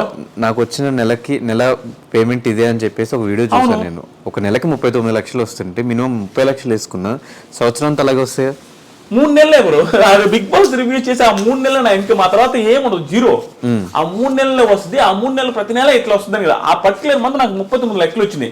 మిగతా నెలలు కూడా ఎంతో కొంత వచ్చింది, బాగా వచ్చింది రెవెన్యూ. నేను ఆల్రెడీ చెప్పేశాను. కానీ ఆ 39 లక్షలే చూస్తున్నారు. కానీ ఎంత స్ట్రగుల్ బిగ్ బాస్ రివ్యూస్ అంటే, ఆ షోని 1 hour చూసేదానికే చాలా మందికి ఏం చూస్తారు 1 hour అంటారు. 24 గంటలు చూస్తారు. 24 బ్రో. చూసే జనాలకు కానీ ఎవరికైనా ఒకటే మాట, నువ్వు దేంటైనా సక్సెస్ అవ్వాలంటే బీభత్సమైన అని ఫ్యాషన్ ఉండాలి. ఏది ఆ ప్యాషన్? డబ్బు సంపాదించాలి అనేదే ఉండాలా, దీంట్లో సక్సెస్ అవ్వాలనే ఉండాలా, నువ్వు ప్రమోట్ అవ్వాలి జాబులు అనేదైనా కసి ఎక్కువ ఉండాలి. ఆ కసి ఉంటే వచ్చేస్తుంది. బిగ్ బాస్ మీద బీభత్సమైన కసి నాకు. 24 గంటలు స్కిప్ చేసుకుంటా చూస్తూ ఉంటా బ్రో. పాయింట్ ఏదైనా వస్తే రాసుకుంటా మొబైల్లో. ఇక అదే పని రోజంతా. అంత ఎఫర్ట్స్ పెట్టుబడి వచ్చింది డబ్బులు, ఊరికే రాలా. ఆ 39 లక్షల కంటే 10 కోట్ల ఎఫర్ట్స్ పెట్టినాడా. అంత ఎఫర్ట్స్ పెట్టుబడి వచ్చినాయి. ఫ్యామిలీని మిస్ అయిన క్షణాలు కానీ, మా వైఫ్తో మాట్లాడలేదు, మా పాపతో స్పెండ్ చేయలేదు, మా నాన్నతో మాట్లాడింది లేదు, ఇంట్లోనే ఒక మూలలో కూర్చొని ఏసీలో కూర్చొని ఇంక నాన్ స్టాప్ రాసుకోండి. అంత స్ట్రగుల్ అయింది బ్రో. ఊరికి రాలా. ఎంతమంది బిగ్ బాస్ రివ్యూస్ చెప్పే వాళ్ళకు ఉన్నంత నెగిటివిటీ ఎవరికి ఉండదు. నువ్వు ఏమీ చేయని పుణ్యానికి నేను అంటారు. నువ్వు జస్ట్ నీ ఒపీనియన్ చెప్పవు. అసలు ఒపీనియన్ చెప్పడం అనేది ఎవరికైనా రైట్ ఉంది. నువ్వు ఒపీనియన్ చెబితే నేను చెప్తారు. అమర్ని అంటావా అంటారు, ప్రశాంత్ అంటావా అంటారు. అందరూ అమర్కి పెయిడ్ అంటారు, ప్రశాంత్కి పెయిడ్ అంటారు, శివాజీకి పెయిడ్ అంటారు. ఓరే నాయన నాకు ఇంత డబ్బులు వచ్చిందని 39 లక్షలు వచ్చిందన్నా కూడా నన్ను పెయిడ్ అంటారు. అయితే 39 వస్తే ఎక్స్ట్రా వస్తే తీసుకో అని. ఓరే నాయన ఎక్స్ట్రా వస్తే ఎట్లా తీసుకుంటావు? ఇంత డబ్బులు వచ్చినప్పుడు 5,000 10,000కి కూడా ఆశపడతాడా? నేను ఇంకొక ఎక్స్ట్రా వీడియో చేసుకుంటే ఇంకా మళ్ళీ డబ్బులు వస్తాయి. సో అంత స్ట్రగుల్ ఉంటాయి bro Bigg Boss. Heavy tough reviews చేయడం. ఫ్యామిలీ విషయానికి వచ్చేస్తే మీ ఫ్యామిలీ వీడియోస్ అన్ని చూసినప్పుడల్లా చాలా బాగా అనిపిస్తుంది. కానీ చాలామందికి ఉండే డౌట్ ఏంటంటే ఇన్ని లక్షల డబ్బులు వస్తున్నప్పుడు ఎందుకు మీ సిస్టర్కి ఇంకా ఆపరేషన్ చేయించకుండా ఇంకా అలా వదిలేయడానికి రీజన్ ఏంటి? పెళ్లి చేయకుండా తను అలా ఉంచేయడానికి, ఇంట్లో ఉంచుకోవడానికి రీజన్ ఏంటి? ఇప్పుడు చాలా మందికి ఆ క్వశ్చన్ ఉంది బ్రో. చాలా మంది అడుగుతూ ఉంటారు. నా రివ్యూస్ కవిత నగర్ వ్లాగ్స్, నా మా ఫ్యామిలీ వ్లాగ్స్ చూసే వాళ్ళకి కొంతమందికి అర్థమైండొచ్చు. కానీ చాలా మందికి అదే ఏంటి ఇంత వస్తుందని చెప్పాడు, ఇంత సక్సెస్ అవుతున్నాడు, చెల్లెలకి ఎందుకు ఐస్కి బ్లైండ్నెస్ పోవడం కోసం ఆపరేషన్ చేయించలేదని. అది అవ్వదు బ్రో. చూపించాం, మాకు స్తోమత లేనప్పుడు కూడా చూద్దాంలే వస్తుందేమనేసి నెల్లూరు హాస్పిటల్ తిరిగాము, ఒంగోలు తిరిగాము, అట్లా తిరిగి చూపించినప్పుడు ఏంటంటే అక్కడ డాక్టర్లు చెప్పింది అంటే నర్వ్స్ చిన్నవి మా చెల్లెలకి, కళ్ళు ప్రాబ్లం కాదు, కళ్ళకు వచ్చిన నర్వ్స్ చిన్నవి, ఆ నరాలు చిన్నవి అవడం వల్ల నువ్వు ఐ మార్చి నా అయ్యో నీ అయ్యో ఎవరు చేసినా ఆ ఐకి ఉండే నర్వ్స్ అక్కడ లేవు. ఇప్పుడున్న మా చెల్లెలకు ఉన్నది, మా చెల్లెలు బ్లైండ్ ఎట్లా అంటే చిన్న ఐస్ బ్రో, ఇంతే ఉంటాయి. నువ్వు ఎంత ఆ పిల్ల ఇంత తెరిచినా కూడా ఇంత తెరిచినట్టు ఉంటుంది, చాలా చిన్నవి. దానివల్ల ఏంటంటే ఆ నర్వ్స్ అట్లానే వచ్చినాయి. ఇప్పుడు పెద్దవి మారిస్తే నువ్వు దగ్గర కోట్లోనేనో లక్షలోనేనో నువ్వు బిల్డప్కి మార్చావనుకో, ఉన్న ఐసైట్ 5% ఉంటుంది. మా చెల్లెలకు ఒక కన్ను ఇలా పెట్టుకుంటే కనపడదు బ్రో, ఇక్కడ వరకే. ప్లస్ ఇంత క్లోజ్గా ఉంటే కనిపిస్తుంది. ఒక కన్ను 0, ఇంకొక కన్ను 5% కనపడుతుంది, ఇట్లా పెట్టుకుంటే కనపడుద్ది. అది కూడా కనపడద్దు అని చెప్పి ఇంట్లో ఈ విల్లాకి వస్తే మొత్తం ఒక 10 నిమిషాలు అటు ఇటు తిరిగిందంటే ఇంక నువ్వు ఏది దమ్మని తెచ్చేస్తుంది. కనపడి కాదు, అంచనాతో తెచ్చేస్తుంది. నువ్వు మధ్యలో అటు పోయినప్పుడు ఏదైనా అడ్డం పెట్టు తన్నేస్తుంది, పాపన్నా తొక్కేస్తుంది. కానీ చాలా జాగ్రత్తగా పాప గజ్జలేసాం, ఎందుకంటే పాప ఉన్నదని తెలియాలని అన్ని తీసుకుంటా ఉన్నాం. కానీ ఆపరేషన్ చేయించడానికి పాసిబిలిటీ లేదు బ్రో. ఇంకా జీవితాంతం అలాగే ఉంటుంది. ఈవెన్ ఐసైట్ తగ్గుతూ ఉంటుంది ఆ ఉన్న 5% కూడా. చాలా మందికి డౌట్ ఏంటంటే వంట చేస్తుంది కదా కనిపిస్తుందేమో, కనిపించి కూడా వీళ్ళు యాక్టింగ్ చేస్తున్నారు అనుకుంటాం.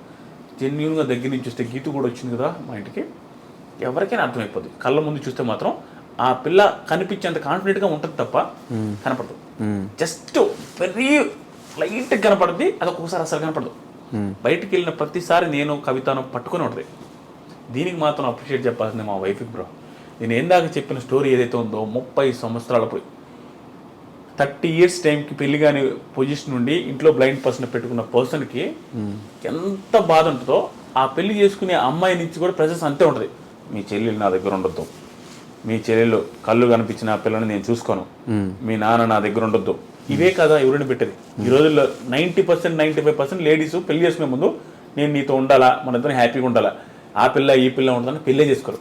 కానీ కవిత మా నాగలక్ష్మి ఉండి కూడా పెళ్లి చేసుకోవడం, ఇప్పుడు బయటకు వస్తే నేను చేతులు పట్టుకుని మా చెల్లెల్ని కనపడదు కాబట్టి తీసుకెళ్లే క్షణాలు ఎలాగైతే ఉంటాయో మా కవిత కూడా అట్లానే పట్టుకోలేదు. ఇది వెరీ రేర్ బ్రో. రాసిస్తా ఇలాంటి బాండింగ్ మా కవిత లాంటి పర్సన్. MSc మ్యాథమెటిక్స్ అయింది, ఇంత పొగరు కానీ ఇంత ఓవర్ యాక్షన్ కానీ అసలు ఏముండదు. మా చెల్లెల్ని బంగారంగా చూసుకుంటుంది. బంగారం అంటే నువ్వు తినకపోయినా కూడా తీరుస్తుంది, ఏదైనా ఆలోచన తినకుండా అంటది. అంత ప్రేమగా చూసుకుంటుంది. చేతులు పట్టుకుని వెళ్ళద్ది, ఎంత నామోషి ఫీల్ అవ్వదు. గుడికి వెళ్తున్నా కూడా పట్టుకొని ప్రదక్షిణలు చేస్తున్నా తిప్పి చూపిస్తుంది.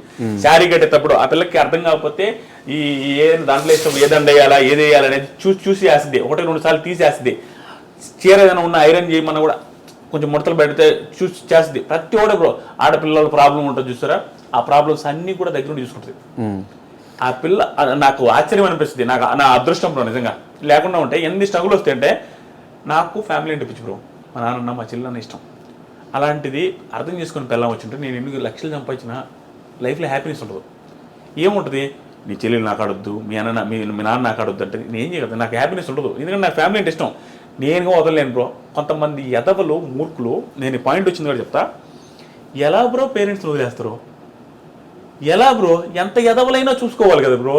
నిన్ను కని నీ వచ్చెత్తి పోసి నీ పెంట గడిగి ఇంత చేసి నీకు ఏది కావాలంటే ఇచ్చి ఎవడికి ఉండిపోయి సాకిన వాళ్ళు చాలా తక్కువ. లేకపోయినా సాగితే నువ్వు టైంకి వచ్చేసరికి నువ్వు కూడు పెట్టడానికి బాధపడితే ఎట్లా బ్రో? నువ్వు ఎదిగి నీ ఒక సిచ్యువేషన్కి వచ్చేసరికి మీ అమ్మ మీ నాన్న గట్టిగా 10 సంవత్సరాలు బతికేది చాలా మంది. ఆ 10 years చూడలేవా? 30 సంవత్సరాలు నువ్వు ఎన్ని ఎదవ చేష్టలు చేసుంటావు, అన్నీ చూసారు, నువ్వు చూడలేవా? అలాంటిది ఎట్లా వదిలేస్తారు? నాకు ఆశ్చర్యం అనిపిస్తుంది. నాకు మాత్రం బ్రో ఇంట్లో వాళ్ళు అంటే బీభత్సం ఇష్టం. నేను తిడతా మా ఇంట్లోనే, మా చెల్లిని తిడుతుంటా, మా చెల్లితో కొలుచుకుంటా, మా నాన్న వేస్తుంటా ఏదైనా తప్పు చేస్తే. కానీ నాకు బీభత్సం ఇష్టం. అంటే వాళ్ళ గురించి ఆలోచిస్తే ఎక్కువ. కానీ ఎప్పుడు మీ ఫ్యామిలీలో మీరు మీ సిస్టర్ మీ ఇద్దరే కనిపిస్తారు కానీ మీకు ఒక బ్రదర్ ఉన్నాడు, ఆయన ఎక్కడ మీరు ఆన్ స్క్రీన్ చూపించకపోవడానికి, ఎక్కడ చెప్పకపోవడం రీజన్ ఏంటి? రీజన్ ఏం లేదు, ఈ మధ్య కనపడదు, ఈ మధ్య చూపించం కూడా కనపడతా ఉంటాడు. మనం కూడా అయ్యప్ప సొమ్మాలేసి తేలిచాం. ఏంటంటే ఆయన విలేకరు, పల్లెటూరులో ఉంటాడు. మా అన్న మా ఊర్లోనే, ఊర్లోనే మా పొలాలంతా వ్యవసాయం చేసుకుంటా ఉంటాడు. జర్నలిస్టు. సో అక్కడ ఉండిపోతాడు తప్ప దానివల్ల ఏం రిలేషన్ బ్యాడ్ ఏం లేదు. మాకు దేవుడు దయ వల్ల బ్రో చెప్తాను కదా టైం అని, ఆ టైం వచ్చేసరికి మా అన్న హ్యాపీగా ఉండు, మా అక్క హ్యాపీగా ఉండు, నేను హ్యాపీగా ఉన్నా. మా అక్క బేల్దారి మేస్త్రికి ఇచ్చి పెళ్లి చేసాం. బేల్దారి మేస్త్రికి ఇచ్చి పెళ్లి చేసేటప్పుడు నేను అనుకున్నా, నేను బాగా ఓవర్ అప్పుడు మేస్త్రికి ఇచ్చేది అంటే మనకి ముడ్డెనక లోన్లోనే అనేది తెలుసు. ఆయన కూడా మనం ఏది తోపని అంటే పిల్ల చేస్తలో మా నాయన చెప్తా ఉంటాడు, ఒరే మన పరిస్థితి బాగాలేదని, మేస్త్రికి ఇచ్చేది బేల్దారి మేస్త్రికి మంచోళ్ళకి ఇక అని. అంటే మన పరిస్థితి అసలు బాగాలేదు, ఆరు దొరకడమే కష్టమో అనుకుంటేమో నేను ఓవర్ చేసేది. కానీ మా బావ ఇప్పుడు కావల్లో బిజియెస్ట్ బేల్దారి మేస్త్రి. టైం బ్రో, వాళ్ళు బీభత్సమైన స్ట్రగుల్స్. వాళ్ళు హైదరాబాద్ చిన్న రూమ్లో ఉంటే ఆ రూమ్లోకి వెళ్ళి నేను ఉండేది. ఒకే రూమ్లో మా బావ తమ్ముడు, మా అక్కకి 2 పిల్లకాయలు, ఆడుండేవాళ్ళు. నేను కూడా ఆవిడ పోయి 2-3 నెలలు ఉన్నా. చిన్న రూమ్లో బాత్రూమ్లు అన్ని 3 ఉంటాయి, 20 మంది 30 మంది అక్కడే ఉండాలి. అక్కడి నుంచి స్టార్ట్ అయ్యి 100 రూపాయలు కెరీర్ స్టార్ట్ చేసి ఈరోజు బిజియెస్ట్ బేల్దారి మేస్త్రి, ఇల్లు కట్టిస్తుంటాడు. టైం అంతే, చెప్పని చేంజ్ అయింది. ఇన్ని ఎగ్జాంపుల్స్ ఉన్నాయి లైఫ్ చేంజ్ అవ్వడానికి. అందుకని సూసైడ్ చేసుకోకూడదు. ప్లస్ మా అన్న కూడా లైఫ్ చేంజ్ అయింది, అందరూ బాగున్నాం. కానీ పోయేలోపు ఒక 100 మంది లైఫ్ని మారుస్తా అని చెప్పి ఒక స్టేట్మెంట్ చేశారు. ఎక్కడ దాకా వచ్చినాయి ఆ పనులు? పనులని కాదు బ్రో, నేను అది నెంబర్ అట్లా పెట్టాను. కానీ నాకు మాత్రం బ్రో, నేను ఎవరు ఏమనుకున్నా ఎవరు ఏమనుకోకపోయినా నా చుట్టూ ఉండే వాళ్ళకి నా నుంచి ఎవరైతే హెల్ప్ పొందారో, నేను ఎంతమందికి హెల్ప్ చేశానో వాళ్ళకందరికీ తెలుసు. నేను ఇంకా అందరికీ హెల్ప్ చేయలేను. ఉన్నవాడికి అందరికీ హెల్ప్ చేస్తుంటే ఇటు చేశాడు అనొచ్చు. నేను చాలా మందికి హెల్ప్ చేశా, హెల్ప్ చేసిన వాళ్ళకి హెల్ప్ పొందిన వాళ్ళకి మాత్రమే తెలుసు. నేను నా మైండ్ సెట్ ఎలా ఉంటుందంటే, ఇప్పటికిప్పుడు నేను హెల్ప్ చేయలేను బ్రో, కానీ నా దగ్గర నేను ఒక మనిషికి భారీ స్థాయిలో ఊహించలేనంత స్థాయిలో హెల్ప్ చేసే మైండ్ సెట్ ఉంది నాకు. కానీ అలాంటి స్థాయి హెల్ప్లన్నీ కూడా నేను ఇందాక చెప్పినట్టుగానే నా ఫ్యామిలీ మళ్ళీ బ్యాక్కి వెళ్ళినా కూడా ప్రాబ్లం లేదు. మా ఫ్యామిలీ ఇంక బ్యాక్కి వెళ్ళే సీనే లేదు. స్టాండర్డ్ మా ఫ్యామిలీకి ప్రాబ్లం లేదు అనే రోజు దాకా వచ్చేంత వరకు నేను పెద్ద హెల్ప్లు చేయలేను బ్రో, భారీ హెల్ప్లు చేయలేను. నాకు ఉంది, ఎందుకంటే నేను మళ్ళీ వెనక్కి వెళ్ళి చూడలేను. చాలా బాధపడ్డా. ఆ పొజిషన్ రాకుండా ఉన్న వాళ్ళు ముందు స్టాండర్డ్ చేస్తున్నా ఫ్యామిలీని, వ్యాపారం కావచ్చు, అన్ని రకాలుగా సెట్ చేసుకొని అక్కడి నుంచి నేను బీభత్సన హెల్ప్ చేస్తే స్టిల్ నేను చాలా మందికి హెల్ప్ చేస్తున్నా. నా చుట్టూ ఉండే వాళ్ళకి హెల్ప్ చేస్తున్నా, చాలా మంది నాకు హెల్ప్ అడిగిన వాళ్ళకి హెల్ప్ చేస్తున్నా. అందరూ మోసాలు చేస్తున్నారు నిజమేనా?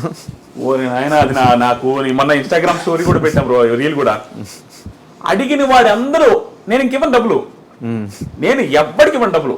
అంటే నాకు వచ్చి పలానా ప్రాబ్లం అని చెప్పి ఏ చెప్పినా కూడా నేను డబ్బులు నమ్మి ఇవ్వట్లేదు, ఆపేసా. నాకు ఏదైనా జెన్యూన్ కనిపించి నా టీం తరపు నుంచి కానీ ఎవరైనా వస్తే నేను పర్సనల్గా హెల్ప్ చేస్తాను, నన్ను అడిగిన వాడికి ఇవ్వను.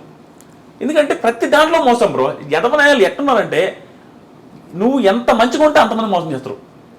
నువ్వు ఎదవ అయితే నేను మోసం చేయలేడు బ్రో.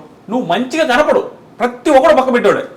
ఏంది బ్రో, మా ఇంటికాడ ఇల్లు కడుతున్నాడు కొత్త ఇల్లు, ఆ ఇంటికాడికి టీ తెచ్చిచ్చాడు ఒక అతను. అతని వీడియో చూస్తుంటే తమ్ముడు ఖచ్చితంగా నువ్వు వచ్చి కనపడాలా. ఎందుకంటే అతను ఎర్రగా బుర్రగా ఉంటే టీ తెచ్చిచ్చాడు బ్రో.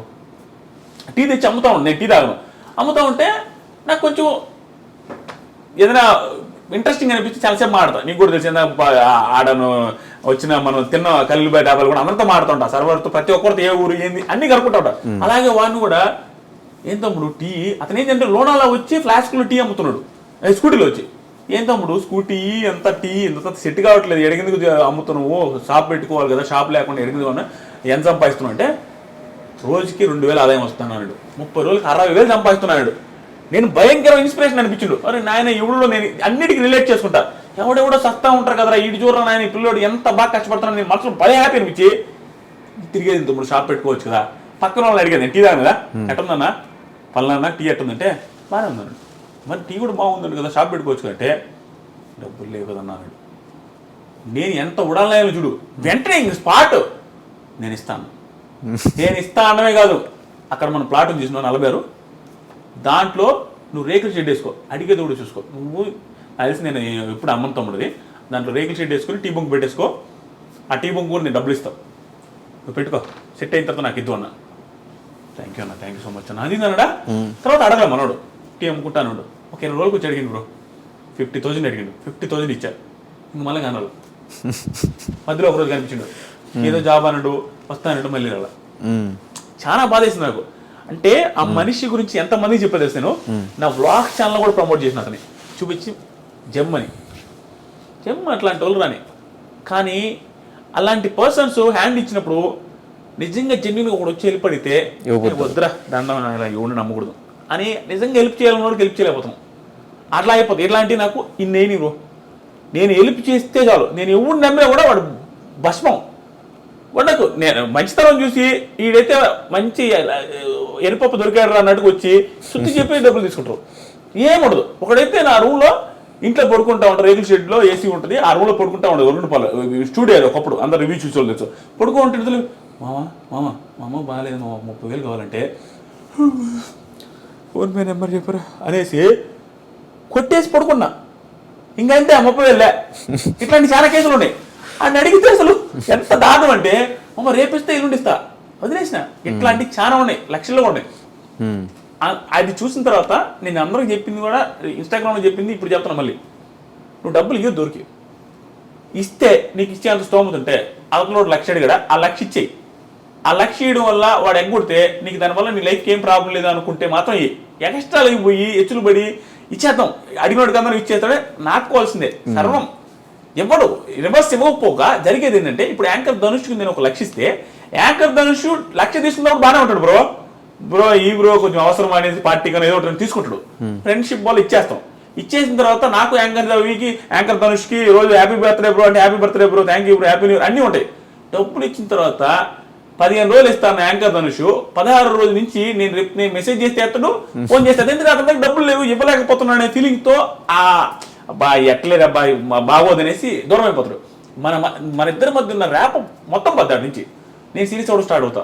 నువ్వు ఫీల్ అవుతావు, ఇంకా మాట్లాడుకోవడం మానేస్తావు, శత్రువు వచ్చేస్తుంది ఎనిమి. నువ్వు 10 మందితో చెప్తావు డబ్బులు ఇచ్చింది కానీ స్పీడ్ ఇస్తాడు యాదిరెడ్డి సోది ఆయన కాగా డబ్బులు ఇచ్చిండు అనేసి 4గురితో చెప్తావు. సో నువ్వు డబ్బులు ఇచ్చి 1,00,000 ఇచ్చి శత్రువులను చేసుకున్నట్టే ధనుష్ని. కానీ అదే 1,00,000 రూపాయలు నేను ఇచ్చినప్పుడు ఆ 1,00,000 వల్ల నాకు ఇంపాక్టే లేదు, నా వల్ల పోయేదేం లేదు అన్నప్పుడు 1,00,000 వదిలేస్తే ఇంకా ధనుష్తో నాకు ర్యాపో ముక్కుని అలాంటి సిచ్యువేషన్ డబ్బులు. అంతేగాని నువ్వు ఊరికే డబ్బులు ఇచ్చేసి ఎనిమిది తెచ్చుకోవద్దు. ఇంకొకటి తీసుకున్నవాడు కూడా ఎట్లుండాలి తెలుసా బ్రో, అంటే చాలా తక్కువ ఉన్నారు. తక్కువేంది బ్రో, 99% ఇట్లానే ఉన్నారు బ్రో. మోసమే 1% మాత్రమే ఒరే వాడు అడగగానే ఇచ్చాడు. నువ్వు తల తాకట్టు పెట్టినా ఏదైనా చెయ్యి, వాడికి అవసరమైనప్పుడు అడిగినప్పుడు ఇవ్వాలి. ఏంది బ్రో నేను నేను 1,00,000 రూపాయలు నీకు అప్పుకి ఇచ్చానంటే నాకు ఆ 1,00,000 అవసరమైన టైంకి నువ్వు ఎగ్గొడితే ఏదో నడుకోవాల్సి వస్తుంది. ఎవరికైనా నమ్మకం ఉంటుంది కదా, నేను ఒకటికి ఇచ్చి నేను అడుక్కుంటున్నాను నీకు ఊడి మళ్ళా. ఆ సిచ్యువేషన్ డబ్బులు తీసుకున్నప్పుడు నీకు ఇచ్చిన వాడికి తేవకూడదు ఊడు కూడా, ఇవాళ స్పాట్లో తెచ్చేయాలి ఏదో ఒకటి. అట్లా లేదు బ్రో, అది నాకు బాగా బుద్ధి వచ్చి ఇన్స్టాగ్రామ్ స్టోరీ పెట్టా. ఇంకోటి ఆడుకుని ఉంటాడు వీళ్ళు స్టోరీ అన్ని పెట్టి పనులకు మహాప్రభాన్ అది 12 లక్షల మంది చూసారు నిజాలు. ఎవరన్నా అడిగితే చెప్తా వెయిట్ అనగానే ఫోన్ పేలో డబ్బులు వేస్తాం అనుకుంటారు, ఆ లింక్ క్యాప్ చేసేస్తా చూసుకోరా ఇంకంటే అది మించి వేరే చేయలేదు బ్రో. బాగా బాధేసింది. కింద కామెంట్లు కూడా ఎవడో గట్టిగా దెబ్బేశారు నేను ఒకటి కాదు చాలా మంది ఇంకా మనం ఏం చేయలేదు. చెప్పుకుంటే సిగ్గుచేటు మనల్ని అంటారు ఎందుకు ఇచ్చు అంత నమ్మకం. కానీ నేనంతే బ్రో, నేనంతే. నీకు తెలుసు ఇందాక గీత కూడా చెప్తా ఉన్నాను నిన్న కూడా నీకు అంతే నేను చేస్తావు. కానీ ఒకప్పుడు బిగ్ బాస్ లీక్స్ ఇచ్చేవాడు బ్రో, రేపు ఏం జరిగిద్ది, ఎల్లుండి ఏం జరిగిద్ది, ఆ టాస్క్లు ఏం జరిగిద్ది, రేపు ఏం టాస్క్లు ఉన్నాయి కూడా కంప్లీట్గా ఇచ్చేస్తూ వన్స్ బిగ్ బాస్ నుంచి బయటకు వచ్చిన తర్వాత అసలు లీక్స్ ఇవ్వడమే మానేసి దేనికి బ్రో. అక్కడికి వెళ్ళిన తర్వాత ఏంటంటే బ్రో అది మనకు లైఫ్ ఇచ్చింది. లైఫ్ ఇచ్చిన తర్వాత వాళ్ళ నుంచి కూడా నాకు కొంత వచ్చింది రిక్వెస్ట్, లీక్స్ అంత ముందు ఇచ్చేవాళ్ళు మీరు ప్లీజ్ ఇవ్వద్దని. నేను చెప్పా కదా నాకు యూజ్ రెస్పెక్ట్, నేను ఫుల్ గ్రాటిట్యూడ్ పర్సనాలిటీను. నాకు ఒకటి ఇంత చేస్తే నేను ఇంత చేస్తాను, అవకాశం వచ్చిన ప్రతిసారి నేను చేయడానికి ట్రై చేస్తూనే ఉంటాను అంతే. నాకు ఇప్పుడు రాహుల్ అన్న వచ్చిన సెలూన్గా రిబన్ కటింగ్ చేశారు కదా, రాహుల్ అని ఏది లైఫ్ అంతా నేను గ్రాటిట్యూడ్, ఏదైనా కూడా రాహుల్ అన్నకి వెళ్ళిపోద్ది అనుకుంటే నేను చేస్తూనే ఉంటాను. ఆయన చెప్పలే నేనే చేస్తుంటా, తెలియకుండా ఆయనకి ఏమైనా అవసరం నేనే రీల్ చేస్తా, ఆయనకి ఏమైనా అవసరం నేనే షేర్ చేస్తా, ఆయన అడగడు. అట్లా ఆయనే కాదు ఎవరితే నాకు నేను ఇంత చేస్తా అని చేస్తా. అలాగే బిగ్ బాస్ నాకు అవకాశం ఇచ్చిన వాళ్ళ నుంచి ఒక మాట చేయొద్దు అని చెప్పడం నేను చేయను ఇంకా అంతే. సో ఫైనల్గా ఈ ఇయర్ 2024లో బిజినెస్ ఒకటి స్టార్ట్ చేశారు అండ్ 23 ఎండింగ్లో 24 నుంచి ఈ సెలూన్ బిజినెస్ ఎందుకు స్టార్ట్ చేశారు బ్రో? అదే చెప్తా బ్రో. నాకు 2 బిజినెస్ బ్రో, బిజినెస్ ఐడియాలు కూడా ఇస్తాం మన వాళ్ళకి. ఏంటంటే నాకు ఒక బిజినెస్ వచ్చి సెలూన్ ఫస్ట్ నుంచి ఎందుకో నేను చెప్తా. 2 వచ్చి కారు వాష్ ఒకటి. మూడోది వచ్చేసరికి ఏదైనా రెస్టారెంట్ లాంటిది ఏదైనా ఫుడ్ రిలేటెడ్ ఏదైనా పెట్టుకుందాం. ఆ మూడు ఎప్పటి నుంచి అనమాట 2018 నేను డబ్బులు సంపాదించడం స్టార్ట్ అయినప్పటి నుంచి ఈ మూడిట్లో ఒకటి పెట్టుకుందామని ఉంది. ఎందుకంటే అది లైఫ్ లాంగ్ ఎప్పుడు ఉంటుందని అనిపించింది. ఎందుకంటే కార్ వాష్ నేను ఎక్కడికి వెళ్ళినా కార్లో అక్కడ వెయిటింగ్లో ఉంటాయి. ఆడు వాష్ చేసేసరికి మనం ఒక అరగంట గంట 2 గంటలు ఆగాల. సో అలాంటి సిచ్యువేషన్లో నేను ఫేస్ చేసిన కాబట్టి కార్ వాష్ పెడితే జరుగుద్ది అనేసి నాకు అనిపించింది.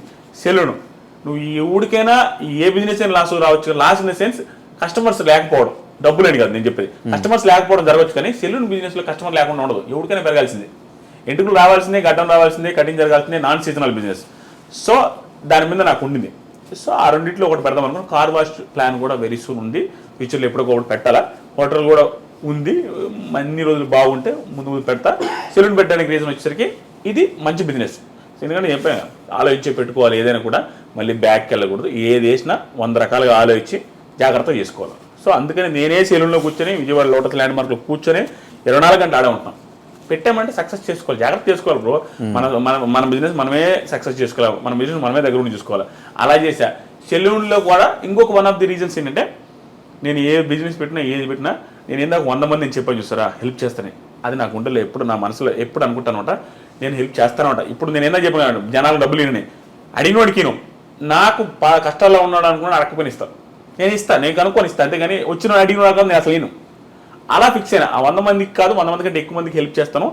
ఇక్కడ సెలూన్ వల్ల ఇప్పుడు నేను ప్రస్తుతానికి ఒక 17 నుంచి 18 మందికి ఆల్రెడీ లైఫ్ ఏంటంటే నేను పెట్టుకోగానే లైఫ్ మారిపోద్ది అంటారా వడాలని అనుకోవచ్చు. నేను ఎంప్లాయ్మెంట్ ఇచ్చానంటే లైఫే కదా బ్రో. సో 17-18 మందికి ఆల్రెడీ ఇచ్చాను. నా చుట్టుపక్కల ఉన్న వాళ్ళకి అందరికి ఆల్రెడీ ఇచ్చానని చాలా మందికి తెలుసు, వాళ్ళకి తెలుసు. ఆల్మోస్ట్ ఇప్పటికి చాలా మందికి ఇచ్చా. ఇక ముందు నేను ఎదిగే కొద్ది నాతో పాటు చాలా మంది దిగుతారు బ్రో. నేనేం చెప్తానంటే, బిగ్ బాస్ రివ్యూస్ ఊరికే వస్తున్నాయి, రివ్యూస్ చేస్తారు, రివ్యూస్ అని నెగిటివ్ అంటారు బ్రో. ఎందుకు బ్రో నెగిటివ్ నాకు అర్థం కదా. రివ్యూస్ అనేది ఒక కేటగిరీకి వచ్చేసింది. దానివల్ల వాళ్ళ ఫ్యామిలీస్ ఆ తర్వాత వాళ్ళ కింద పనిచేసే వాళ్ళందరూ బతుకుతున్నారు బ్రో. వాడు సక్సెస్ అయ్యాడని బిజినెస్ పెడితే ఆటోమేటిక్గా వేరే వాళ్ళు బతుకుతారు. అందరికి ప్లస్ అవుతుంది తెలియకుండా. ఒక కేటగిరీ ఏర్పడిపోయింది, వాళ్ళు చాలా మంది బతుకుతున్నారు. అంతేందుకు వాళ్ళే బతుకుతున్నారు కదా. కానీ బతికితే ఏమైంది బ్రో, జాబులు లేక సస్తా ఉంటారు చాలా మంది, జాబులు లేవు వదిలేని. వాడికి సెల్ఫ్ ఎంప్లాయ్మెంట్ క్రియేట్ చేసుకుని బతుకుతున్నప్పుడు వాడి మీద ఎందుకు పడి ఆడవడం? ఏ రివ్యూవర్ మీదైనా కష్టం, ఏది కష్టపడకుండా రాదు. సో కాబట్టి నేను ఎదిగే కొద్దీ నాతో పాటు 10 మంది ఎదుగుతూనే ఉంటారు. నాకు ఆ మైండ్ సెట్ ఎప్పటికీ ఉంటుంది. ఎస్, డెఫినెట్గా చాలా మంచి ఇన్ఫర్మేషన్స్ మా అందరికి అందించారు. సో మీ లైఫ్ ఒక జర్నీ అని మా అందరికీ ఇంటర్వ్యూ చూసినట్టు అర్థమవుతుంది. సో ఇలాగే మిమ్మల్ని చాలామంది ఇంకా ఇన్స్పిరేషన్గా తీసుకుని ఏదో ఒక ఫీల్డ్లో వాళ్ళకి నచ్చిన ఫీల్డ్లో వాళ్ళందరూ ఎదగాలి. అండ్ మీరు కూడా ఇంకా దిష్టేం తగలకుండా ఇంకా కోట్లు డబ్బులు సంపాదించాలని మనస్ఫూర్తిగా కోరుకుంటూ, మా ఆడియన్స్కి ఈ సందర్భంగా ఏదైనా ఒక మెసేజ్ ఇవ్వాలి. ఇంత సపోర్ట్ చేసుకుంటూ వచ్చి మీకు ఇన్ని వ్యూవర్షిప్, ఇంత మీ ఫ్యామిలీకి ఒక లవ్ అండ్ సపోర్ట్ చూపిస్తున్న వాళ్ళందరికీ ఏం చెప్తారు? ఏం లేదు బ్రో, నేను ఎప్పుడు చెప్పేది, నా లైఫ్ నా సబ్స్క్రైబర్స్ పెట్టిన భిక్ష. ఆ బిగ్ బాస్ రివ్యూస్ యూట్యూబ్ లేకపోతే ఆదిరెడ్డి లైఫ్ని, ఆదిరెడ్డి ఫ్యామిలీ లైఫ్ని ఎవరు ఎక్స్పెక్ట్ చేస్తుండేవాళ్ళు కదా. అసలు ఇమాజినేషన్లోనే నేను ఏ రేంజ్లో ఉండేవాడిని, ఎంత పీక్ ప్రాబ్లమ్స్లో ఉండేవాడిని అనేది నేనే ఊహలకు కూడా అంత. సో నా సబ్స్క్రైబర్లో పెట్టిన భిక్ష. వాళ్ళ ముందు ఎప్పుడు నేను తలంచే ఉంటాను, వాళ్ళ ముందు బిల్డప్ అయ్యాను. నేను ఎప్పుడు కూడా నన్ను చూసిన వాళ్ళు కానీ బిగ్ బాస్కి ముందు ఆదిరెడ్డి ఎలా ఉన్నాడు, బిగ్ బాస్ తర్వాత అలాగే ఉంటాడు. అదే డౌన్ టు ఎర్త్, ఎవరితైనా అదే విధంగా మాట్లాడతా, అంతే నార్మల్గా ఉండిపోతా. ఎందుకంటే అసలు నాకు ఫాలో అయ్యి నేను ఫాలోవరు, నేను సబ్స్క్రైబర్ అన్నారంటే నేను ఇంకా వాళ్ళకంటే నేను తక్కువలాగా ఫీల్ అవుతాను. ఎందుకంటే వాళ్ళు పెట్టిన భిక్ష. దాంతో పాటుగా నేను ఇంకొక పర్సన్కి నేను ఖచ్చితంగా థ్యాంక్స్ చెప్పాలా, అది మా వైఫ్ కవితకి. ఎందుకంటే బిగ్ బాస్లో ఉన్నప్పుడు బీభత్స స్ట్రగుల్ ఫేస్ చేసింది. ఆ ట్రోల్స్ కానీ, ఆ మీమ్స్ కానీ, ప్లస్ ఆ టైంలో చిన్న పావన్ పెట్టుకొని చేసుకోవడం కానీ. దాంతోపాటుగా ఇప్పటికీ నేను మా వైఫ్తో అసలు టైం స్పెండ్ చేయను, చాలా తక్కువ టైం స్పెండ్ చేస్తా. రివ్యూస్ అవి ఇవని. అయినప్పటికీ కూడా కోఆపరేషన్, బిజినెస్ టైంలో కానీ, బిజినెస్ విషయంలో కానీ అన్నింటిలో కోఆపరేట్ చేస్తున్నా మా వైఫ్కి, నా ఫ్యామిలీకి కూడా ఎప్పటికీ రుణపడే ఉంటా. ఇప్పుడిప్పుడే అలవాటు చేసుకుంటున్నా, అన్నీ మారుతూ ఉన్నాను అనమాట. అన్ని టైం స్పెండ్ చేయడం ఇంట్లో వాళ్ళతో అది ఇది. సో నన్ను అర్థం చేసుకుంటున్నారు, ఇంకా అర్థం చేసుకుంటారు. నా సబ్స్క్రైబర్స్ కూడా అర్థం చేసుకుని నాకు ఇలాగే సపోర్ట్ చేస్తుంటారు. అదేవిధంగా సబ్స్క్రైబర్స్ కూడా నేను రిటర్న్ ఇస్తాను, ఇచ్చేది మీరు చూస్తారు. ఇంకా చాలా ఉంది. Thank you so much, love you all. Thank you bro, మీకు కూడా all the best bro. Bro అంతా హ్యాపీగా ఉంది. మదర్కి కూడా బాగుండాలని మనస్ఫూర్తి కోరుకుంటున్నాను. Thank you bro. Thank you. Bye, all the best.